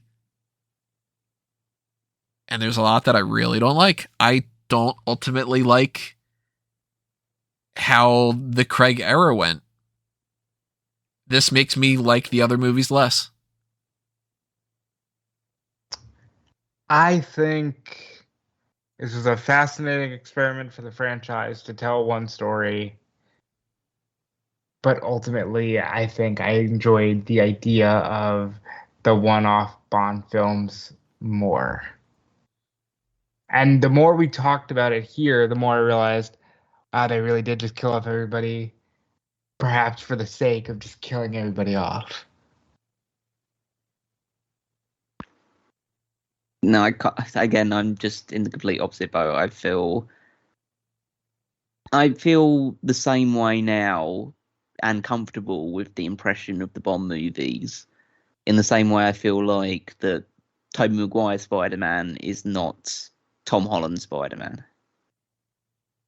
I see them now all as separate universes, retelling of the same character. We'll see what happens in a couple months. We'll see. Because December's coming along. Yeah, well, yeah, no, because they'll both be in the same thing, but we'll talk about it. But it's just the worst kept secret in Hollywood. Everybody's like, it's not happening. It's there's fucking footage of Andrew Garfield. Come on. Yeah, but I saw this as I see these 5 movies of Craig's as the reinterpretation of one, obviously split into 5 parts, but one overarching story of Bond's life. From the moment that he starts as being a 00, or just like in the early months of being a 00 in Casino Royale, where he's super like the blunt instrument, as you talk about, and completely reckless to a degree, and then the Vesper thing happens and it kind of changes the perspective, it hardens him, and then we see the process throughout the other movies with various quality, obviously. The moments of like M dying and all these other game-changing moments for him, and then it all culminates in the No Time to Die. I was one of the people, and I never wanted to admit it to like Tony or anything like that, but I was probably one of the few people going into No Time to Die secretly hoping Bond would die. I figured you would, yeah. And at the end of to a certain extent, I kind of was too, in a little bit, because I'm like, that is the way to like end things if you want to end it, you know? It's the way that we've referenced the Craig series in general. The Craig series of Bond movies are a tragedy. They're action packed and they still have funny moments, and you still get less of the gadgets, but you still get the gadgets, you still get the characters, you still get like the explosions, the fight scenes, all of that other stuff. So it has all of the foundations of the Bond movie formula to a degree, but it doesn't have the super jovial aspect of the fact that you're basically watching a one and done action movie, whereas this one, everything that happens has some sort of interconnected tissue surrounding it, and like this is a Bond who we watch evolve and progress, and we know why he's doing things because we've seen it all. You can only really truly appreciate No Time to Die if you've seen all the other 5 movies, or all the other 4 movies of Craig. Dace didn't. Yeah, I know. And Dace was a different way. Yeah, well, my brother was like that as well. I watched it with my brother, and my brother hadn't seen Spectre.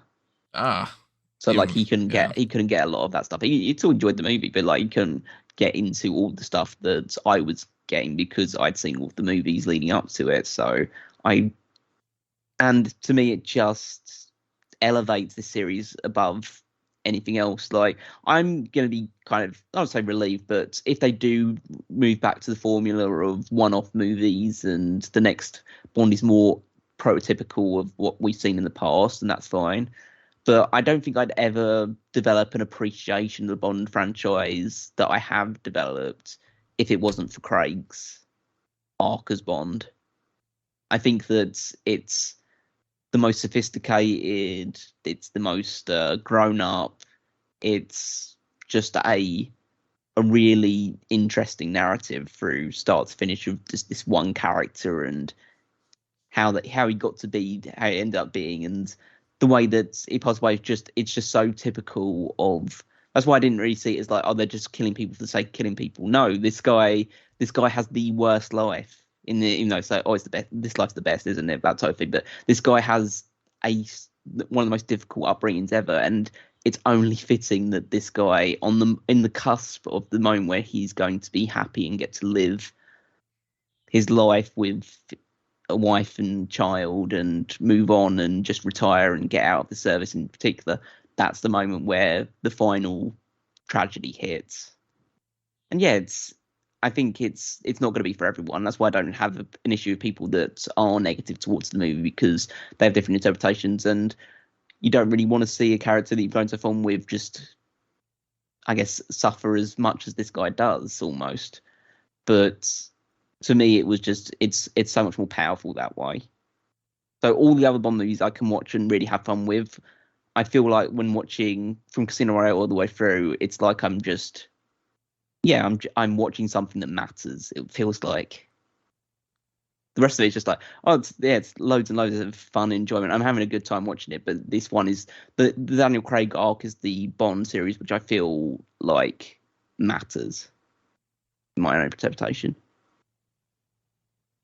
Yeah, I think this was really fun, but overall, I think a lot of the diehards are gonna hate what this series of movies ended up being for the franchise, because you might just get the sense of, hey, this thing is old, so we're wiping it out. But they still had enough sense to say, we won't do 007 without Bond. So they're very aware in that way. It's just they wanted to try something different with the franchise. I respect them for that. You just see it as a different interpretation. Yeah. Like, if you look at it that way, then you're more than welcome to dislike the Craig series of films, or to look at them and say, like, that was an experiment which I didn't appreciate, but I can at least understand why they did it, or the fact that people do like it that way. If you can do that, then that's totally fine, and everyone has their own opinions of different things. Like, Moore's interpretation of Bond is completely different to Connery's interpretation of Bond. They're just done in the kind of like the same sort of formula way of the one-off movie in particular, but they're completely different approaches to doing that one-off movie formula. Craig's one takes both a different interpretation of the character, but then a different interpretation of how the character should be presented as well.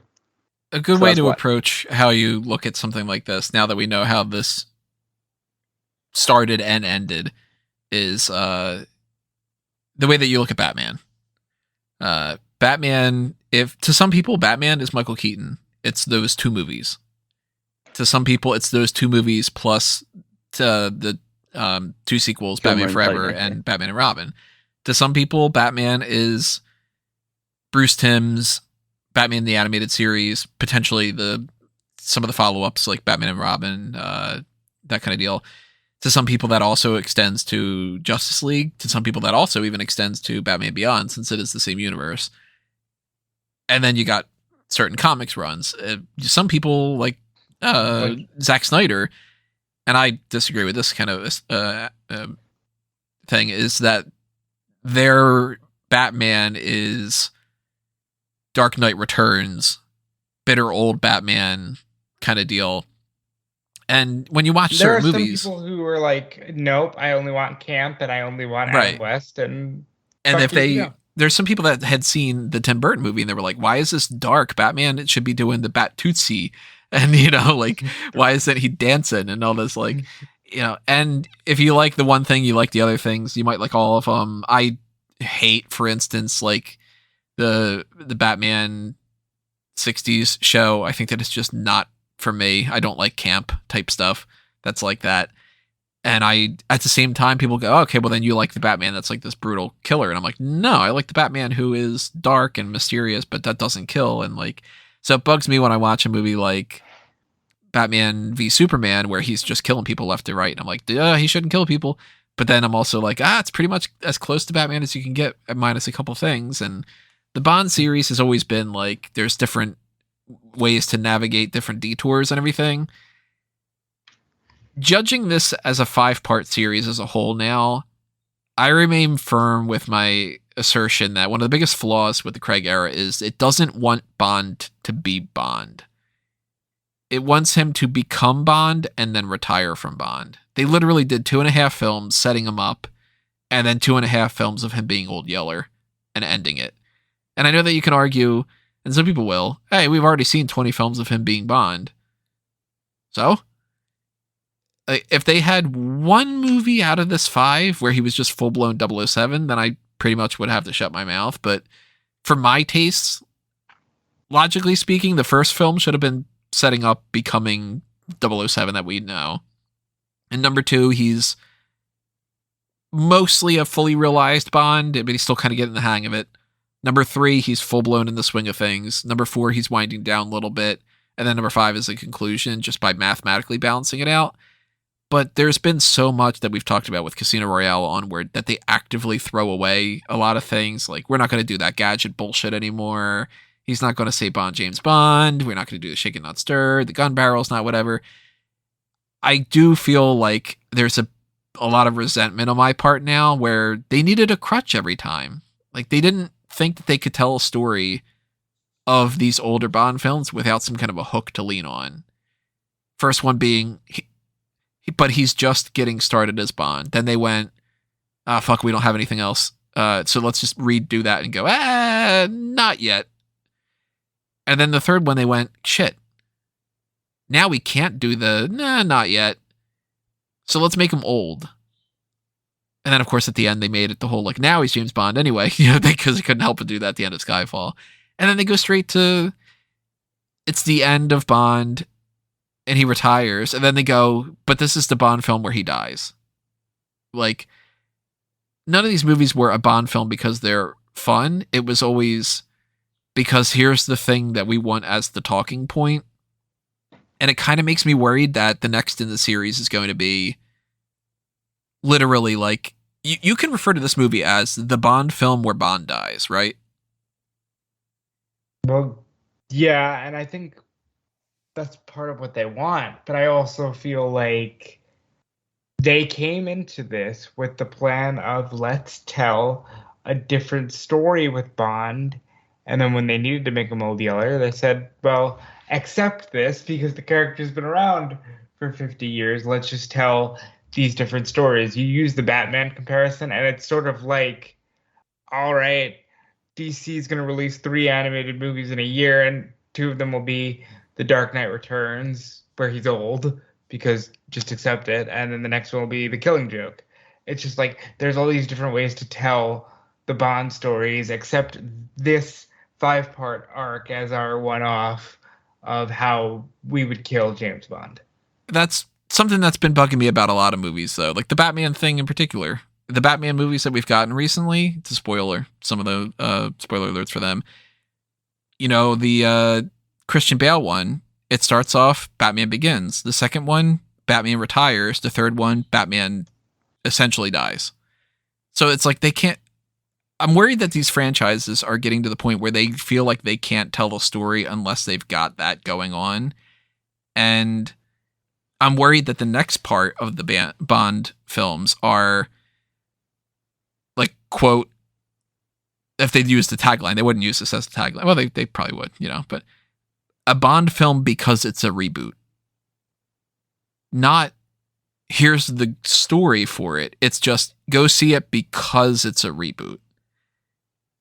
But I think, you know what I'm getting at? Kind of like in the age of marketing as it is, that's probably a fine spin on it, whether you and I like it or not. You know what I mean? It will just be, all right, it's been 3 years. Look who's back. Ba-da-ba, ba-da-ba. And it'll be, let's say Henry Cavill, or maybe even a more grown-up Tom Holland, let's say. And it's like, now he's Bond, and we're going to go a little bit back to the GoldenEye era, and we're going to do this for the fun nostalgia of it.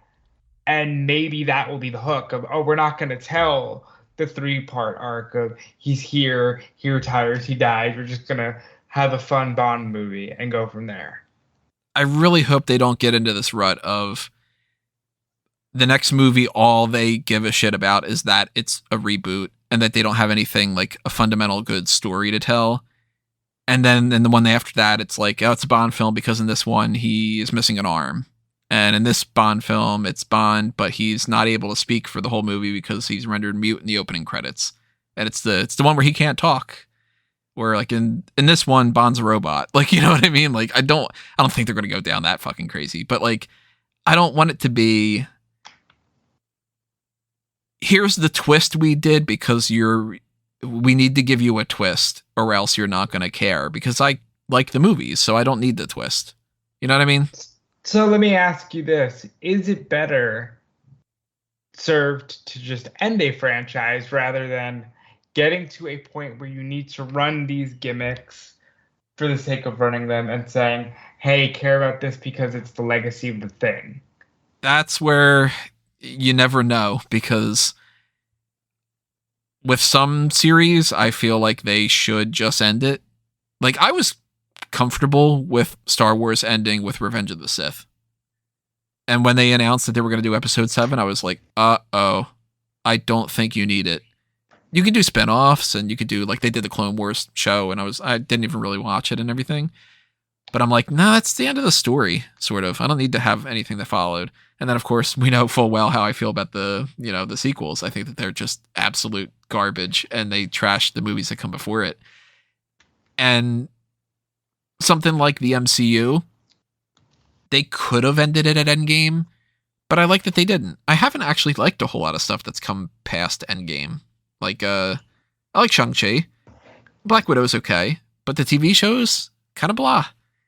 And I'm worried that they're probably just not going to be as good going forward. But hey, we're going to eventually see Moon Knight. That's cool. And we're going to see whatever the hell they've got planned for this new Spider-Man thing. And like, but then you get into something like Terminator. Now, Terminator, of course, with any of these things, Terminator 2 is my favorite movie of all time. James Bond is one of my favorite franchises. Star Wars was one of my favorite franchises. I say the word was because it's just not anymore. I'm not super big on Indiana Jones. I think that the movies are cool, but the fact that they're doing another Indiana Jones movie is not like, oh my God, I can't wait. And I'm just, I got this intense urge to see that immediately kind of thing. I'm like, yeah, I'll check it out. That'd be cool. I hope so. But Terminator, we haven't had a good movie since Terminator 2. And the way that the last movie was, if you listened back to my review of Dark Fate, I literally, in the movie theater, without even caring about if anybody cared, said out loud, fuck this movie within the first 10 minutes of it, just as loud as I could. I was just like, fuck this movie. Because I'm just like, it just pissed me off. Because, hey, spoiler alert, because you shouldn't even see the movie. They killed John Connor in the opening of the movie and undo the entire point of it. And those movies are the type of thing where it's like, yeah, you know what? All that's happened since then is that they've killed the franchise. If Terminator 1 and Terminator 2 is it, nobody thinks anything less about it. But you get Genesis, you get Terminator 3, Rise of the Machines, you get whatever, and people are like, yeah, Terminator sucks. So it's like, I want them to do more Bond films, but I don't want them to go into it thinking that they can't just do a good Bond film without a gimmick. That's kind of where I'm getting at. I think that's all going to depend on how Amazon takes the franchise going forward, and really just the direction of where media goes, because thanks to the MCU, everyone is obsessed with universes. Right. And, telling this story that's all connected. Now, if that changes in a few years, before we get a Bond film, maybe we do get something that's like a world's not enough. But we won't really know until we're there, because the trends in media are going to dictate how Bond's next story is told. How do you guys think that's going to play out? Like, in terms of what? Like, how long do I think it'll be? The next thing from the Bond series that we see, what do you think it's going to be? I think you take... I'm just going to take one of the games, like a Nightfall. One of the stories that was made for a video game, or one of the stories that hasn't been told, and you're just going to do it as like a one-off. And I don't think they'll be connected going forward. And I think it'll be about 3 to 5 years from now. I don't have any expectation for it. You're just gonna see what happens. Yeah. I mean, because the way that you guys talk about the Craig era, the gimmick associated and stuff like that, because I'm just in complete disagreement in the gimmick category of that was what the Craig era was. Well, in my mind, it's a different interpretation of Bond, and based on how I'm going to rank this and how I've ranked most of the things in the Craig era, it's the best interpretation of Bond in my mind. Yeah, this is on par with what you like more on that traction on the series. Yeah. Yeah. So I can't. So if it is something along these lines, or they take a similar approach of telling again an arcing story, I don't think it necessarily will be an arcing story. I think it's something they will go back to because I feel like it works, and it'd be a different interpretation. It's like every other thing. It's like they've done the same thing over and over again with whether it isn't like Superman superhero thing. How many times they reimagined the entire Superman story or the Batman story or anything to that extent. So there's only really so much they can do with Bond in terms of, well, there's only one or two things they can do. They can go back to the old formula, or they can do another arcing story. There really is no wiggle room between those two. There's something that they could do. You might be able to find some wiggle room in that, you have the consistent villain of Blofeld, but you keep the main henchman different, or the Bond girl different, and you keep that. That's no different. That's no different than what they've done before. They have had Blofeld a consistent presence in all movies and had different henchmen. So right. It's no different than what they've done before. But if you look at when Blofeld stops being a character, they have never really seen what they can do with keeping his presence always in the franchise. Because I think he's in the first. So he's in Dr. No from Russia with Love. They don't do it with Goldfinger. He comes back for Thunderball, You Only Live Twice, On Her Majesty's Secret Service, Diamonds Are Forever. And then, you eventually have to start writing the character off because of the legal issues and everything. Comes back for Your Eyes Only. Replace him with some other characters that are very dissimilar. But my overarching point is the fact that I feel like this is the conversation that everyone has had at the end of every iteration of Bond.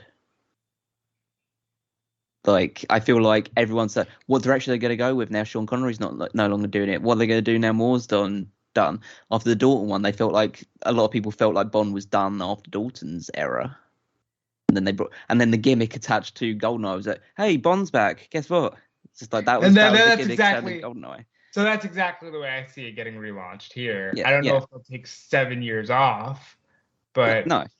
But I'm just with the mindset of, I feel like I don't want to get too hung up on this conversation of what they're going to do next with.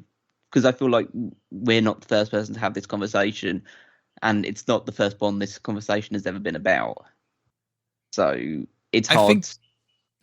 Finish. Go ahead. No, it's hard for me to get so invest the idea and feel like, what are they going to do next? Oh, it could go horribly wrong. Yeah, it could go horribly wrong. It could go right. It's it's like with anything.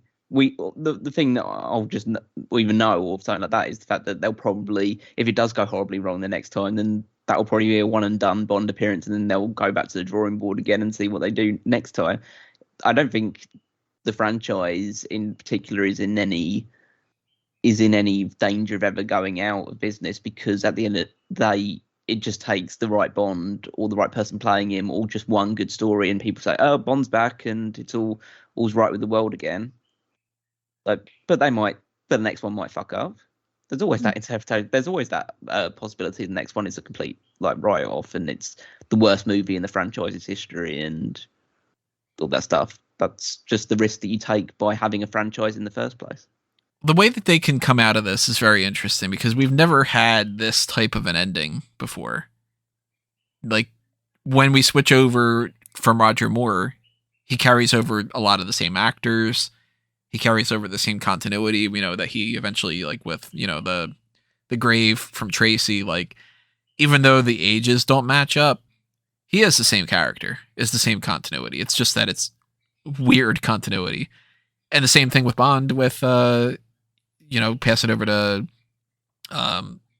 in License to Kill, they're talking about Tracy.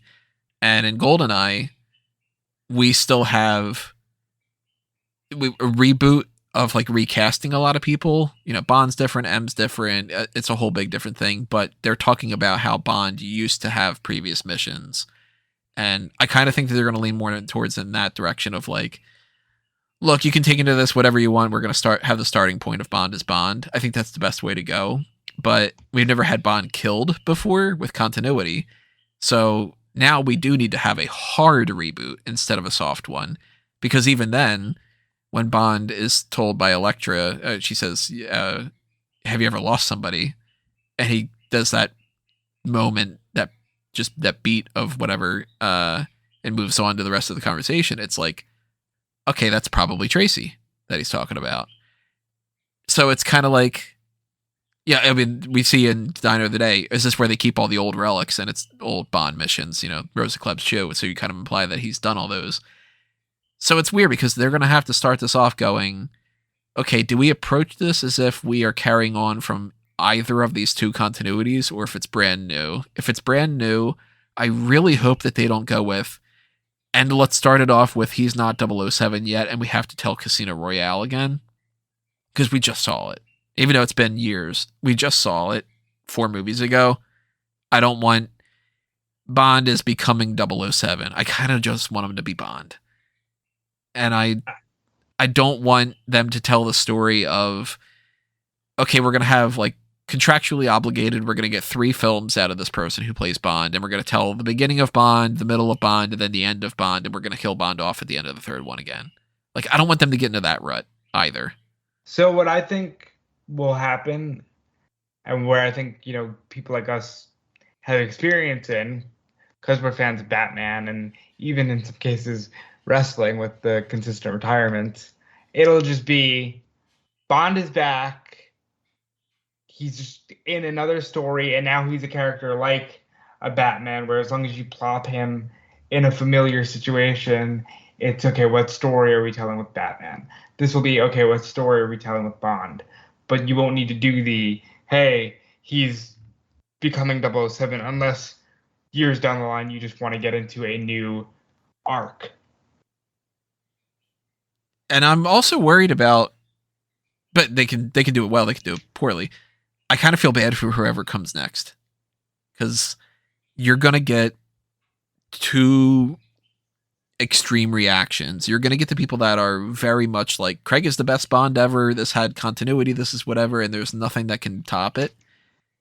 And then you're going to get people that are like, I hated the way that this went, and I just want to get something different, and I'm going to build it up in my brain. And I might fall into this territory in a certain way. I don't hate the Craig films. I don't want to get involved. Like, I hate a lot of elements of the series, but Casino Royale is like my number 2, pretty much.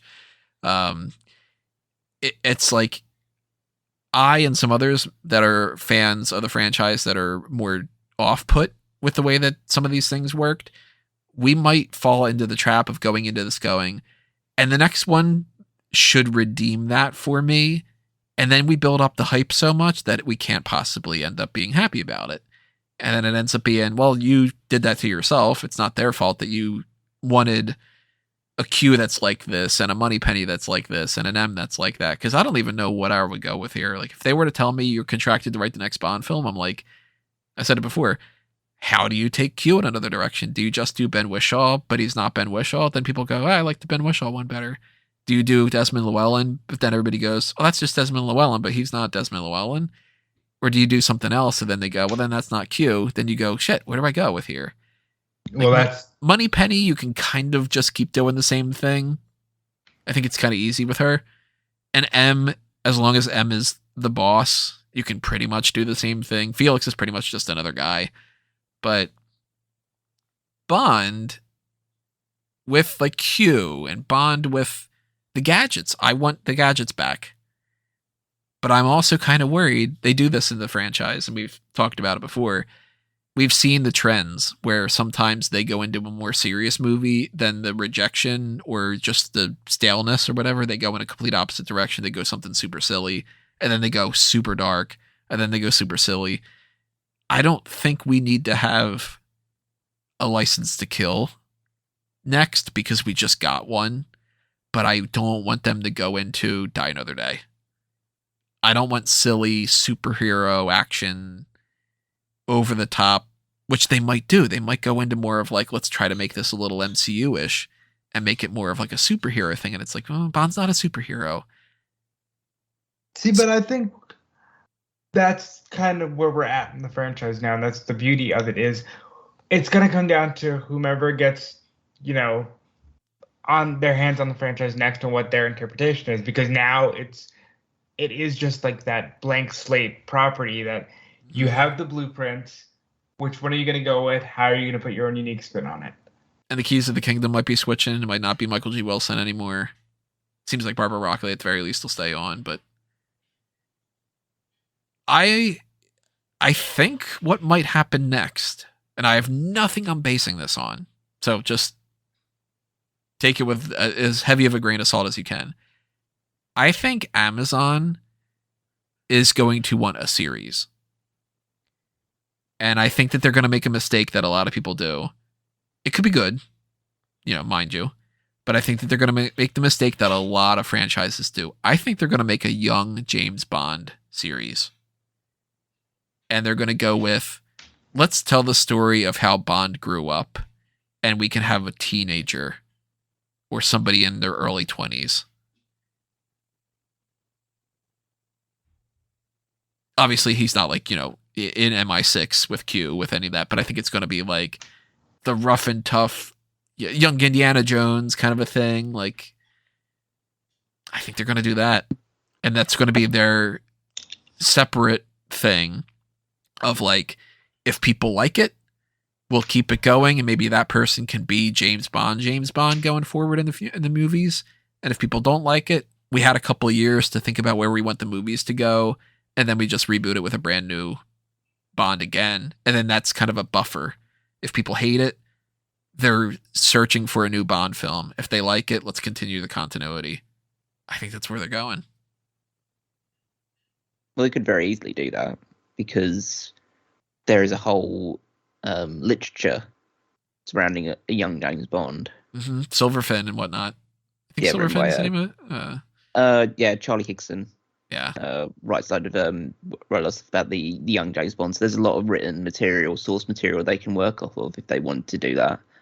I think that there's a good chance they'll do something like that, but I don't think it actually will impact, or at least it won't initially impact the main series itself.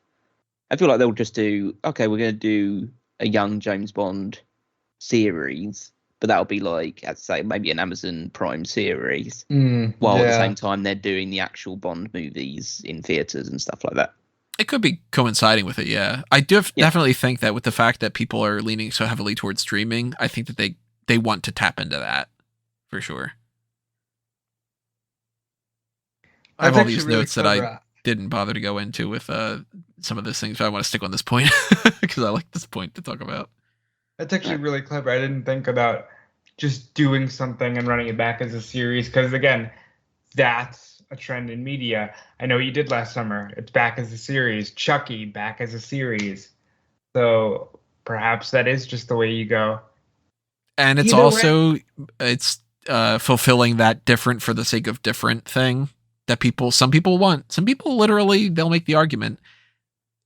Something's only good if it's something different, even if it's not necessarily better. It's just whatever. And it's the Barney Stinson new is always better. Yeah. Some people do just kind of think that where you could give them the best thing 5 times in a row and they'd rather have something that's not as good just because it's different because they're bored with it already. So that goes in a different direction. It kind of does something fresh and new and all, it hits all the buzzwords kind of thing. And it's the streaming thing.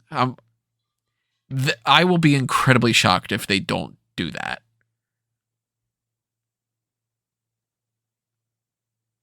Either way, I'm in for the ride. I mean, that's one good thing about this whole series is now I'm in for the ride with these things. Now I've got you hooked on. Sorry. That's fine. It's, I don't go into these things with the same sense of dread and that you seem to go Right? into most of Yeah, these things. you're not with, as so. heavily invested. You know? I'm heavily invested. I'm just positive. Well, I mean, like and when it happens, like they go, "Hey, there's Terminator: Dark Fate." I go, "God, I'm gonna hate this movie," and I'll be there opening night. And when it's like, "Hey, there's a new Batman movie," I'm like, sometimes I end up being really negative about it, and then I end up being dead wrong, and I'm super happy. Like I thought that Heath Ledger was gonna be a terrible Joker, and he ended up being a really good one. Sometimes I'm like, "Oh man, this is gonna be the best thing ever," and then I hate it, and then I end up being like, "This just pissed me off even more." Like with I thought Terminator 3 could have been potentially really good, and I watched it 3 times in the theaters just trying to convince myself I liked it. Yeah, I don't know. It's we talked about all the points, so I don't need to keep raining down on it. But yeah, I have like paragraphs of things talking about the ethics of killing characters in a depressing time frame where I'm sick of bleak outcomes and like all these other kind of things. It's the same. You know my point of view. I don't need to keep repeating it.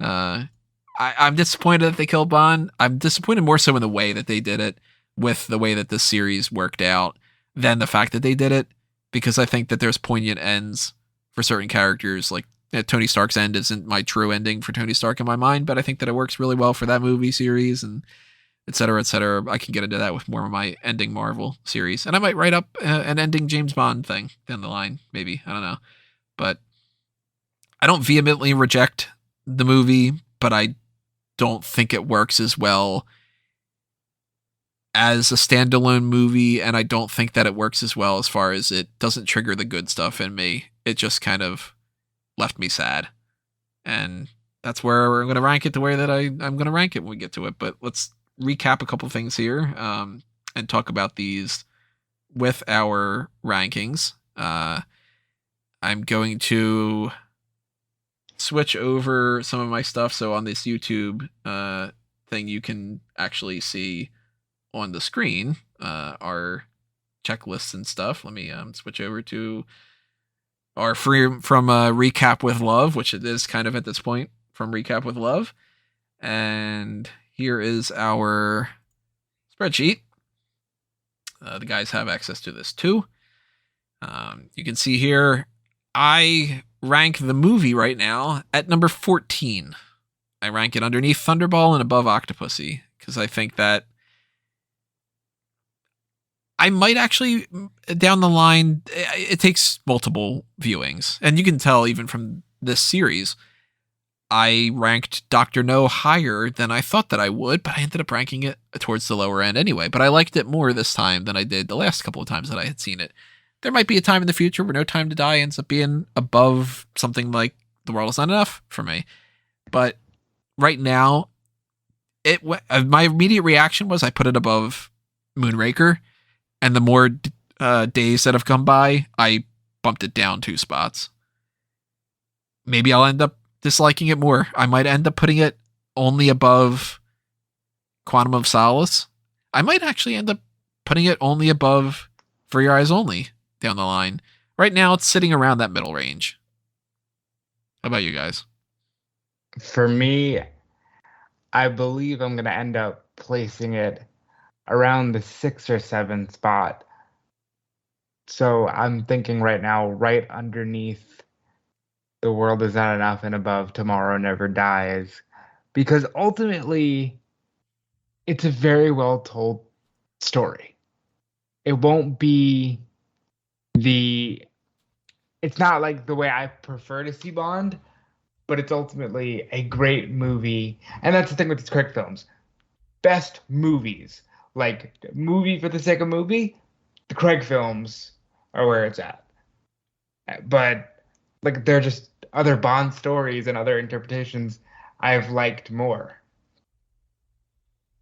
I'm going with the idea that you'll probably put it around there. I'm balancing out your score at the moment on screen. Obviously, if it changes, it changes. And Callum, you are much higher on this, I know for a fact. You were telling me that it's around the top range. Where are you sitting on it right now? For the time being, And again, on rewatches, it might move slightly, but right now it's a number 3.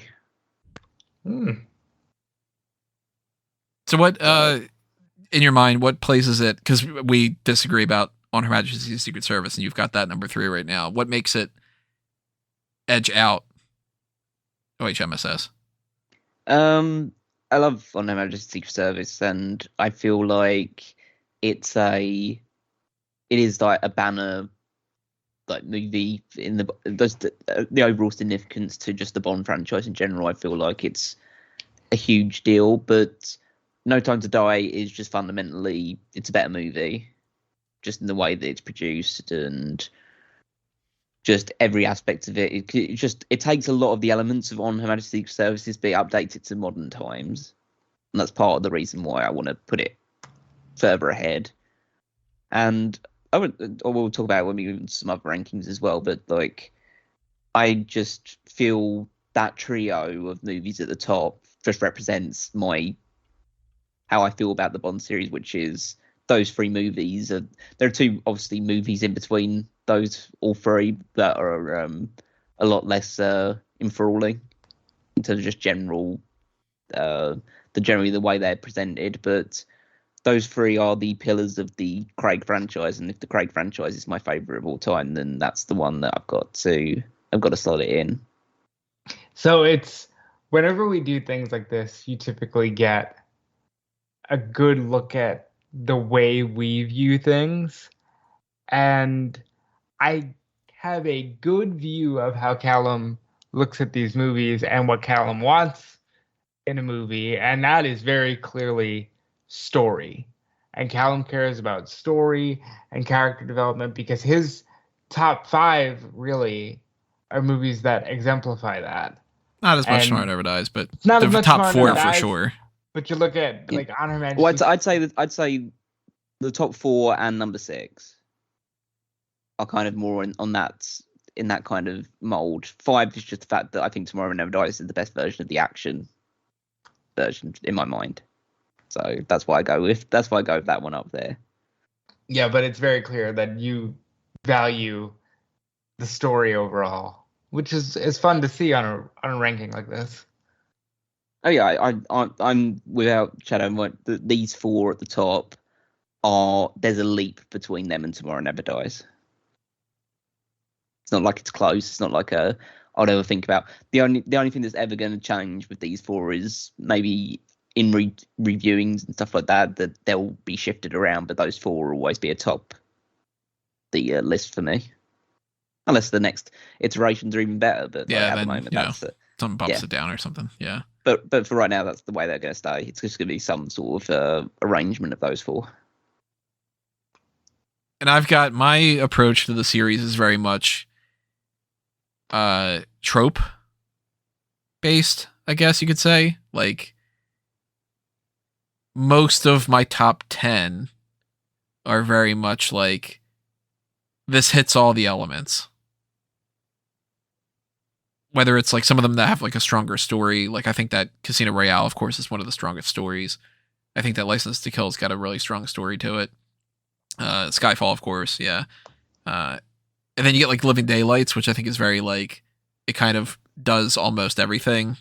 From Russia with Love is very much like if I'm looking for a Connery spy movie thing, I go with From Russia with Love. If I want Roger Moore silly, I go with The Man with the Golden Gun. If I go with Brosnan action, I go with Goldeneye. Like I almost have like one of each Bond, except for Lazenby. That's because he only did one, and it just happens to be one that doesn't hit those elements. If he would have done another one, maybe it would have been higher up on the list too. And the way I look at it is all over the place a little bit. Well, yeah, like typically, but really how it best represents the character and how much I just enjoyed the movie all the way through on the first viewing. And I think you see a lot of that. That's why this movie still sits in my top 10, because I did have a really good time watching this movie. But I just don't good time to watch. I just don't think it represents the Bond character the way I see him as much as GoldenEye does. Yeah. But like, there's License to Kill is on my top 5 as well because I enjoyed that interpretation of Bond. And yeah, really, it's all over the place, but these movies were all over the place. That's for sure. And mathematically, with our current rankings the way that they are, which of course they could change, these have changed here and there as time goes on. Our combined ranking would put it at number 8, behind The World's Not Enough and above The Living Daylights. That's about right for me. That's actually literally behind The World's Not Enough on your list, yeah, and only 2 spots above Living Daylights. So we're robbing it out with the merger between Callum and I in that kind of scenario, pretty much. But let's tier list it. Let's go through this thing. Let's place this to where it needs to be placed on all these spectrums. Obviously, we've talked mostly about this, so it's not going to be full recaps of everything, but. And this has already gone pretty long for this podcast, but No Time to Die on a tier list. Again, this is the way that this works for everybody who doesn't know and hadn't checked out the previous ones. It's going to be a balancing act between everything that we've got going on. So I personally rank this D tier. I think that it is around the same range that I have Octopussy Individual Kill, where there are elements I really like about it, and there are things that I find fundamentally flawed. So I go D tier. I know that you guys are going to be higher up than that. I'm assuming that Callum is S tier. Yep. And I'm probably A tier, maybe B tier. But I'd say A. So between an A and a B, leaning a little bit towards an A, you've got an S, and I'm at a D. That seems like it balances out to about a B. Like a B plus kind of deal. We don't have pluses on here, but it's definitely not a C. Definitely not a D. I'm the only one that's close to the D. Seems like that would be in that B plus, A minus kind of range. And I think you lean a little bit more towards B plus because of me having an extra spot lower with the D. And obviously personal lists, totally different. And again, I think that fits. It's a great film. It's just one that hits maybe not the way some would want. And there are 11 movies other than this that are in that S and A and B range, and it comes out at number 8. So obviously we're not ranking the other things. That's the whole point of the ranking, but that's in that range kind of deal. Where should we go next? Let's go to Bond Girls.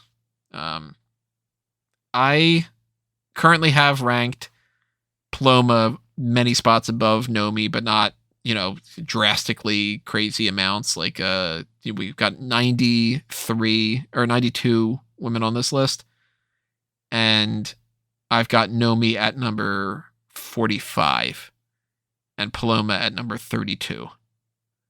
I got her below Eve Moneypenny. I've got Nomi between Severine and Dr. Wormflash. Now, you guys didn't fully rank necessarily, but a rough idea. Where are you thinking about placing? I mean, first of all, I have said I might move Madeline up. Like, she ends up being important to the franchise. So while she sits at number 7 for me right now, she might even go into the top 5, if not higher. But as far as Paloma and Nomi, Paloma would be around the range for me, like a Waylon or a Jinx. So around that early, like low 20s range. And Nomi, yeah, I don't know, probably around the Miss Taro, Mary Goodnight range.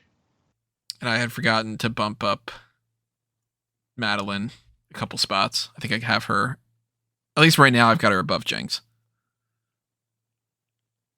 Yeah, for what she means to the franchise, I'd probably put Madeline right below Vesper.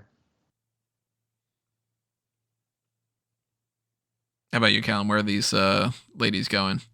Madeline would go above Fiona now. So she got from 18th in my list to about 5th.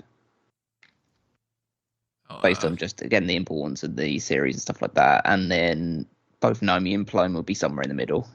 I haven't really thought about it that far yet, but they'd be somewhere in the middle. So then let's tier list them. Moving Madeline maybe up to A tier. At least, yeah. Apologies for the dog barking in the background. We got Nomi and I have Paola. I've typed that wrong. Paloma. That's her name, not Paola. Paloma, I would go C. I'm thinking C tier. I'm C thinking as well, yeah. I'm thinking B. She's not in the movie enough to be B tier. Yeah, that's my issue with it. She's not in the movie. So that's 2 votes for C. Outranks that, and B's right close to whatever. Nomi, I'm going closer to the D. I'm thinking D. I would have gone C because I don't think that she's bad, but you know. I don't think that Bambi and Thumper are quite D tier either, but yeah. Well, yeah, I can't put her on the same. Like, just look at the people in it. I don't think that it's fair that she's on the same category as Strawberry Fields. Well, more where I'd say I don't know if it's fair that she's in some category with Vita and Zora. Maybe C tier. Yeah, I think that Strawberry, I liked her character more overall than Nomi. And because my issue with both of them really is we could have seen more with them, and Nomi in particular, because she's the new 007, like you could have done more with her. Let's go to villains. We got Lutz for Safin. I currently have him at a pretty low range right now. I might bump him up a little bit. Actually, I definitely need to bump him up because I just realized that I've got Hans Oberhauser higher up than that, and I've got Gustav Graves. He is fucking better than that. So I'm going to bump him up several spots here, and I'm going to put him... I don't know if I'd go above or below Orlov. Now I'm not too sure about that one. I guess I'll put him below Orlov for right now. How about you guys? It's probably gonna be above Zoran. I thought he was good. I really liked the acting. I'd put him below Whitaker on my list. I don't think I was of the interpretation that the character himself I felt didn't feature prominently enough, and I couldn't understand how a heavily poisoned boy turns into the leader of a massive organization of people that will do his bidding, even though I presume he's fairly weak in general. Like, he can fight, but like I didn't really get that any sort of like real dominating presence from him in that regard. And to me, the main villain of the movie is the virus. It's not Safin. So where are you guys ranking him again? I'm just trying to balance out these lists a little bit. I'm thinking 17th. And for me, it'll be 13th. All right, so let me do this as much as I can to kind of do that. I thought you were putting him above Zora. Oh. Yeah, are you doing above Zoran or are you above right below Zoran? So above Largo. Above Largo. Okay. So move that there. So that makes if anybody wants to add their numbers, switching over. I'll try to knock out Rob's in the meantime.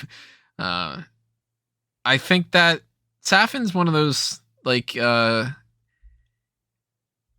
I kind of agree with what Callum's saying. Like, I wanted a little bit more of him on there. I understand why they didn't put more of him on there. It's because the movie doesn't have enough time to breathe with that. I mean, the movie's one of the longest that they've ever had, and it still ends up being like you still can't kind of cram it in there. But 19, 11, 28, 27. I'll say this, for a movie that was fairly long, like the longest Bond movie ever, they could have used that time to flesh out some characters. I think my biggest gripe with the film is gonna end up being, yeah, you could have done more with Nomi. You could have done more with Saf, and you could have done more. Like, these are great characters. You could have used them better. So if the numbers are, you finished your yours, right, Callum? Yeah. So if the numbers are right, the 15 mark, 15.667, where does that rank him? That ranks him above Koskov. Just below Koskov. Yeah, just above Koskov, I think, is the only one that he'd be ahead of. And Renard. So yeah, Koskov and Yeah. Renard are like that. Yeah. Where's Largo on here? Largo is 13. Yeah, so he's just below Largo. Right in the middle, yeah. pretty Right much. smack in the middle. On a tier list side of things, Safin.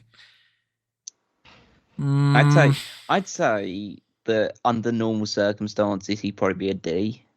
But he kills Bond. But he kills Bond, so no, he doesn't kill Bond. He gives Bond He no baits, reason to live, yeah. so he's a C. So he's a C. I go C. Yeah. That's kind Yeah. of where I was leaning. He's got some of the elements that you want in a Bond villain. Like he's got the scarred face. He's got the evil air. He's got the goons. He does something that's very impactful to the series.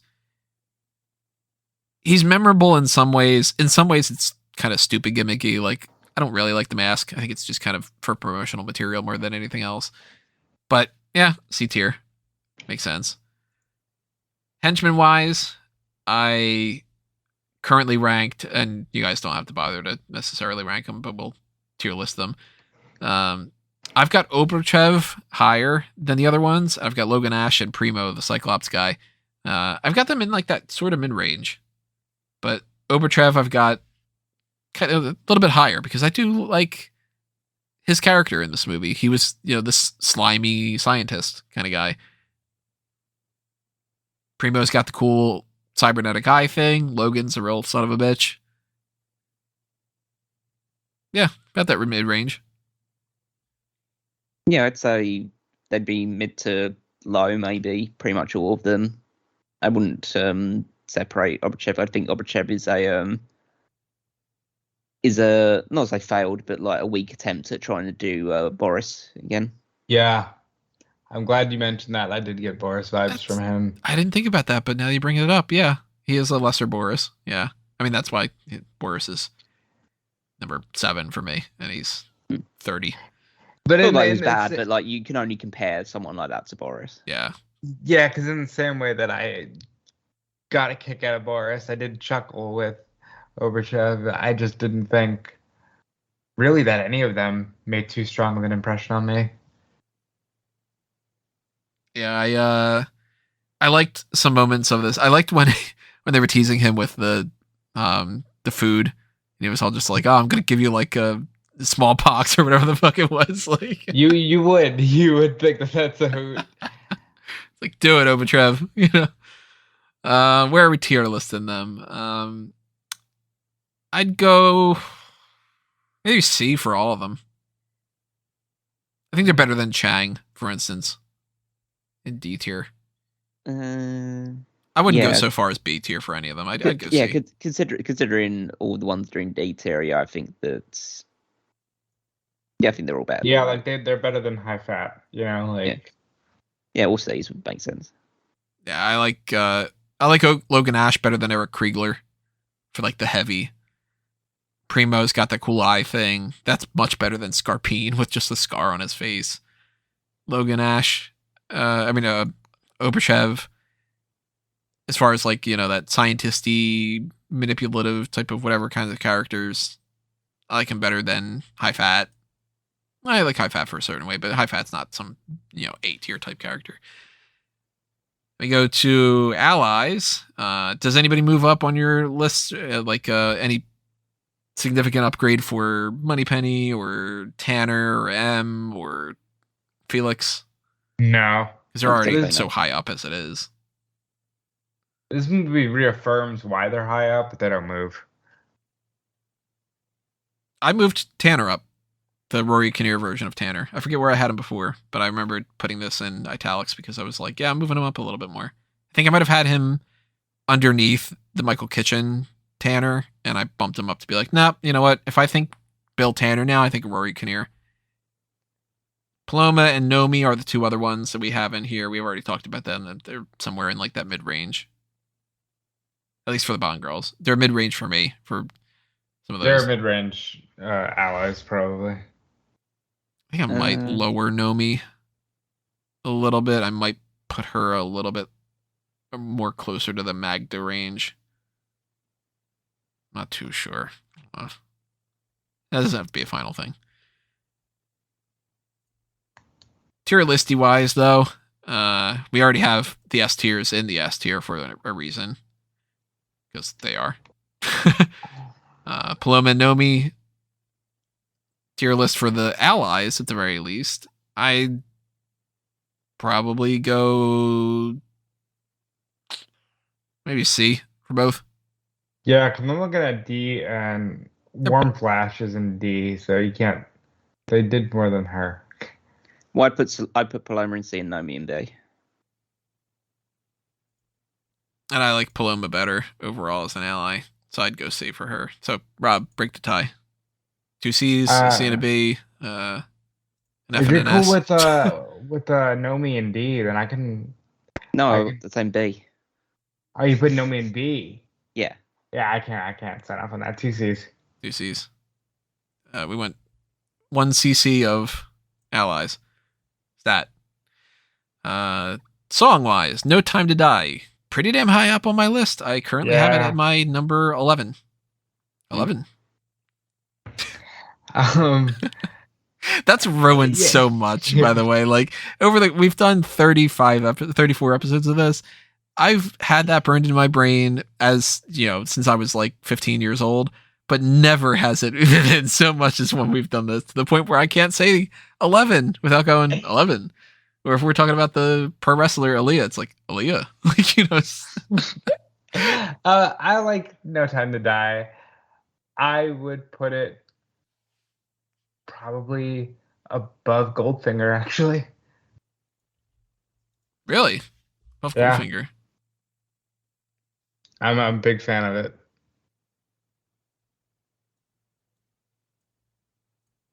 How about on your list, Callum? You've got it. Moved into number 8. Number 8. So we got 8, 11, and 5. So that comes out to number 8. And then trying to balance out some of Rob's here. Rob, you want to take the top and I'll take the bottom? We'll balance it out, make it a little bit quicker. So Writings on the Walls there. You had put this at number 5, so it's everything from 6 onward. 12, 14, 10. I've done mine ones. 17, 21, 24, 20. Wait. Something's off there. What did I do? For Your Eyes Only. What do you have For Your Eyes Only on your list? That's at 20. Where is For Your Eyes Only on your list? That is at 29. 29. That's what it was. An all-time high, you've got 30. That was way off. That was like 24 or something range. So we got to double check that. These might be completely off. For Russia with Love, For Russia with Love, you actually have it at 26 now. Goldfinger's at number 6. Thunderball is at number 8. You only have twice. What do I have? Diamonds. Give it that to 21. Okay. 18. How did the numbers get all messed up with that? Is anybody else's numbers all messed up? I don't think so. Right? Well, with Thunderball was... Yeah, it is because I didn't... me and Rob didn't originally rank all the other extra ones. Oh, that's where it got all messed up with the last time around. Yeah, that's, right. Yeah, that's true. Okay, so they're all kind of probably going to be all over the place in that regard because we just ranked it based on our original ones. So we're gonna balance this out while you guys are able to see us doing the math behind this. That's the most enthralling thing is math. So Nobody Does It Better. You've got at number 12. Moonraker, you've got at number 24. For Your Eyes Only is 29. You got 30. A Vita Will Kill, super high. I know that. That's number 3. Such a fun song. How often have you been listening to some of these songs, by the way, guys, while we're talking about this? Oh, Living Daylights is probably going to be the number 1 song of the year on my Spotify. I'm very interested to see where that comes out. A Vita Will Kill as well. You Know My Name is at number 1 because I've always perpetually listened to that. No Time to Die, I think the movie sold me more on the song. Realistically, I haven't listened to any Bond songs since we finished doing the recordings of these. Never just felt the urge to throw on like Diamonds Are Forever or something? Nah, I only listen to them like if I'm at work and stuff like that. And I've just been listening to other stuff instead. So Are it goes you through a cycles. music guy? Like, what do you? I don't really listen. I don't really listen to music in general. Yeah, Like, the most music I listen to is realistically like wrestling entrance themes for the most part. And yeah, occasionally I'll throw in. I got like hooked onto. I'm one of those people that will listen to a song and then just play it on repeat constantly for a little while, just until I get eventually super bored of. Get sick of it. Yeah, listen to it. So I've gone into the most recent one that I did that to was Midnight Sky by Miley Cyrus. Just was listening to that. I don't know it offhand. It's really good. Well, I like it, so that's at the very least. But fun fact, as we're doing all this for the last Bond film, I think the conversation that started all of this was Callum saying he had gotten on a kick of listening to all the Bond music. Mm-hmm. yeah, pretty much. Yeah. So if and this series killed it off. So that's good. if these numbers work the way that it seems like they're working, it seems like No Time to Die would be our number 7 overall rank. Looks like that's the right math. Yeah, that looks like it'd be about right.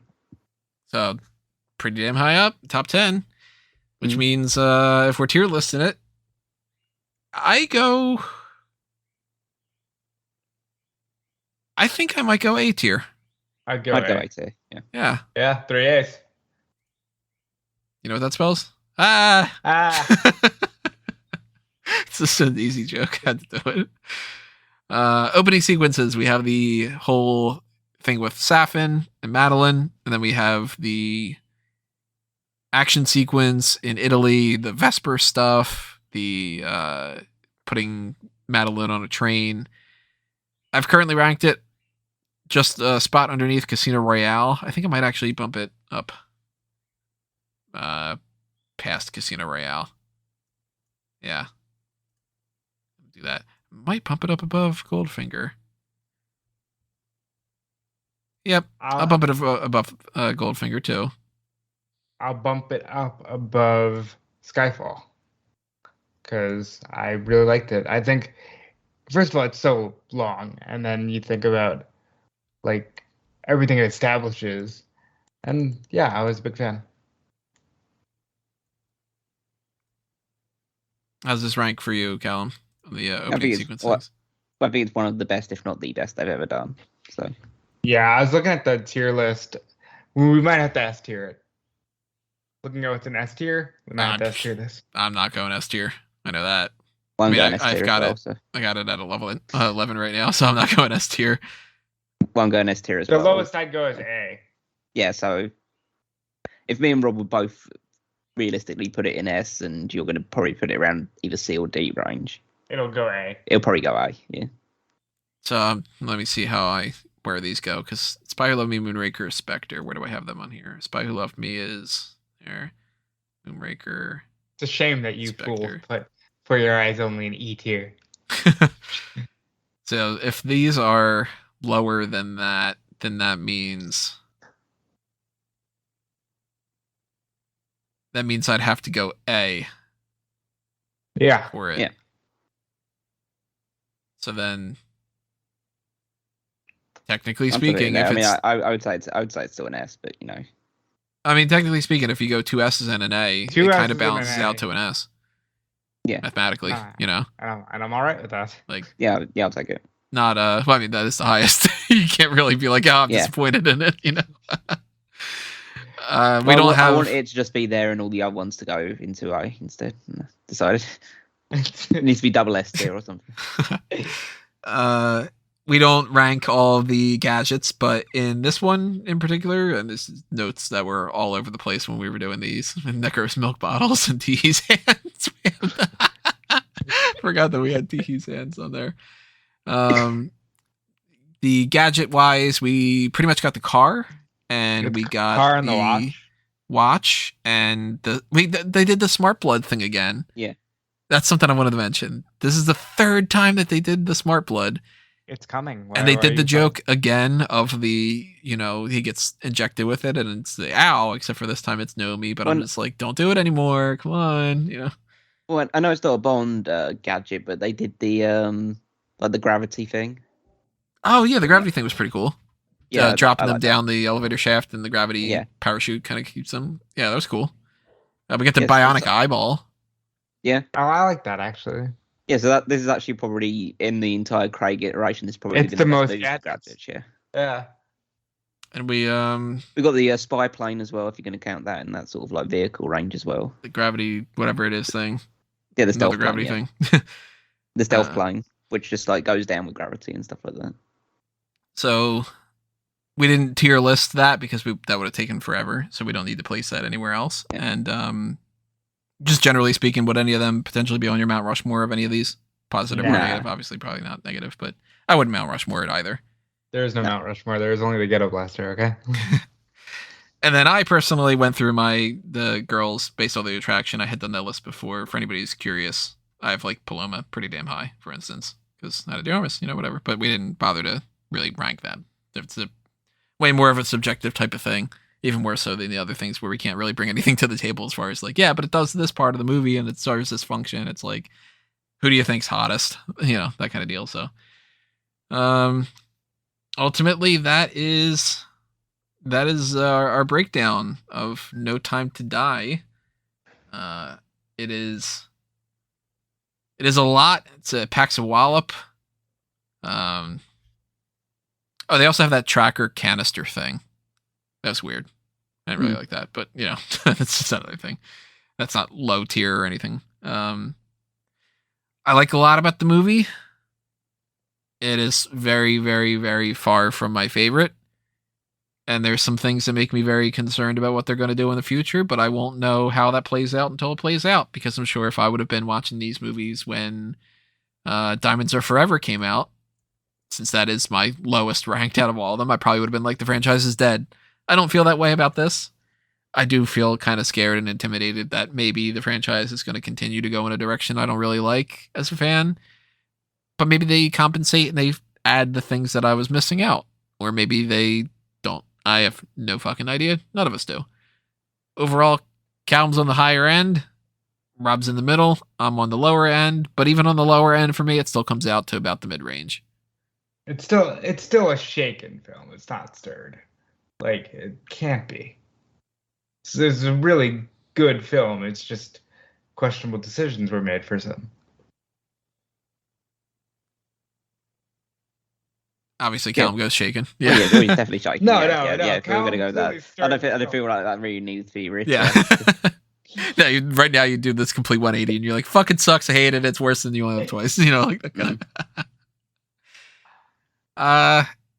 I mean, I like these movies. There's not really many that I give the stirred to. So, yeah, it's a shaken for me, despite the fact that I think it's got its flaws. But the only movies that I really don't want to sit down and watch all that much are, honestly, On Her Majesty's Secret Service and For Your Eyes Only and Dr. No. All the other ones, even Diamonds Are Forever, I'll rewatch every once in a while just because it's stupid and goofy and it's a shit film, but it's fun. And Quantum of Solace, I've watched that a bunch of times. A lot of flaws in it, but watched it a bunch of times. I don't know how this is going to work out for future viewings. I might end up loving it a lot more. I might end up hating it. I might end up making this one of my least favorite. It might end up becoming one of my favorites. It might stay exactly where it is. I don't know. Benefit of time. And who knows when we revisit this in the future and in what fashion. But drop your comments below and tell us your thoughts on what you thought of No Time to Die. At least for your first reactions, and in future years, leave a comment in response to your comment if this is still up in 10 years and you're interested in leaving a comment. I don't know. Any last thoughts you guys have? No, I definitely know this series will return, and I definitely know that we have all the time in the world. Yeah, it's been a good well, at least from my perspective, good culmination to this journey we started a year plus ago. Yeah, this began. We started recording this in January, if I remember correctly, or we started releasing it in January. I don't remember when we started recording it even. This is the only one, like literally the only episode that's going to be released when we did it. Everything else was in advance, which ended up being really positive with scheduling and everything. But I don't know if the Review to a Kill podcast returns. Certainly not with question marks, because we never did Never Say Never Again. We never did the Casino Royale from 1967. We had talked before about doing the Johnny English movies, which, that obviously the Austin Powers ones are spinoffs. It's not really the Review to a Kill stuff. We could watch James Bond Jr. Probably awful, but we could. Awful. I wanted to try to figure out if I could do some kind of GoldenEye source thing. I don't know. If you have any suggestions, if you want to make sure that we do stuff, Patreon is the best way to do that. And if we do pop up, whatever it is, I hope you enjoy whatever it is that's coming up next. If not, I hope you enjoyed this series. This was easily one of my favorite things that I have ever done in the span of a Mango Tree. So I want to thank not only everybody that's followed us on the journey for this, but I want to thank these two guys for going on the journey for me and with me. So much more fun doing this with the two of you than it would have been just revisiting this on my own. Infinitely, vastly different experience. I got to experience the movies through your eyes for the first time, get reactions of jokes that I've seen a million times, and for you guys to be like, oh my God, I can't believe this part happens at this thing, and this is crazy. And it's been fun to see, for instance, like, to get a message from Rob where he's just kind of like, I'm invested in this, and God damn it, whatever. And it's like, oh, you got hooked like on this, so yeah, massive, massive thanks to you guys for doing this with me. It was a blast for me, and now I'm a Bond fan, so yeah, I really enjoyed it. Yeah, but it's it feels like something that's been a long time coming in terms of being part of my country's culture, essentially. And I wouldn't have ever gotten around to actually going through every single movie and appreciating it without somebody who is the most bona fide Bond fan that I'm aware of. So we have to thank Tony for actually being the real instigator of this, even though it was my offhanded comment and then we just got to talking about this. But without Tony, we wouldn't be doing something like this, because Tony is the Bond guy. And yeah, so it's been good to see his expertise and his own knowledge of this thing, which adds a lot of colour to mine and Rob's just says, oh, that was funny, or wow, that was weird. Thank God for that. I'll say that personally, because sometimes all I got is I liked it. Yeah, it makes it feel like there's an actual expert listening to reviewing this thing, rather than just two guys going, tough. Yeah. He said I can speak English. Although that in itself would have been a fun scenario to see, just the series from the perspective of LOL pussy galore. It would have been like, look at what we've done with just Mojito, because it's just like, oh God, I thank you for saying that, because I wanted to mention this too. I said mosquito the other day, and I went mosquito. It's kind of like, again, burned in my brain too. Yeah. It's been a good time. Our lives are now ruined by in jokes that no one will ever get until we say. Actually, there's a part in the James Bond movie Die Another Day where he says mojito kind of funny, so I'm just saying mosquito kind of funny, whatever. And I know you're not going to laugh, but that's why I'm laughing right now. And then, yeah. Are you sure you want to marry me? Wait, where are you going? Yeah. Well, so that's a wrap for possibly this. I don't know. We'll see. As I mentioned before, leave your comments below. Tell us if you do want us to return and in what fashion, and I will tease the idea that James Bond will return. A Review to a Kill will return. But for now, let's round this out with some plugs, though. Make sure you are subscribed to the series here, the YouTube channel, all the things on fanboysanonymous.com, Facebook and Twitter as well. Make sure if you are into the pro wrestling stuff, you go to smarkoutmoment.com and check out everything that's happening there. Make sure that you follow me at Tony Mango, and make sure you follow these guys of what they're up to too, whether it's on pro wrestling stuff, or whether it's on movie stuff, or just general, I don't know, life and talking about stuff. Rob? Yeah, if you can follow me everywhere at Dude Felice. If you're more into the movie stuff, Tony and I just watched the Injustice animated film. We broke that down. That was a lot of fun. If you're more into the pro wrestling stuff, Tony and I just watched King of the Ring 95, so you can go check out that. Full fan tracks on Smart Out Moment. And then if you're interested in pro wrestling news and things of the like, check out my work on Fightful.com and check out Sean Ross Sapp's work on Fightful Select. Callum? You can follow me on Twitter at Wigmeister14. Check out all the stuff on smartcatmoment.com. Power Rankings is my weekly contribution, but make sure you're reading all the other articles as well if you're into the pro wrestling stuff. And if you are super into pro wrestling stuff and you're into wrestling from the past, then there is both 2001 Wrestling Odyssey and the Paul Heyman SmackDown podcast over in the Smack Talk archives. I'm on that too, because you can't get away from me. Alrighty, everybody, that's it. No time to waste. We need to end this. We are already 3.5 hours almost into this thing. And yeah, we will see you when we see you with whatever it is that we see you with next, everybody, whether it's a review of the stuff or whether it's an Amazon Prime series or just some kind of, maybe if I start figuring out a Twitch thing of my own and I start playing some GoldenEye. I don't know. I won the first match the other day when I played with my friends. Still had the touch. Kick some ass. That's going to do us in for this. Thank you for listening to this, everybody. And we will see you next time. But for now, it's time for us to geek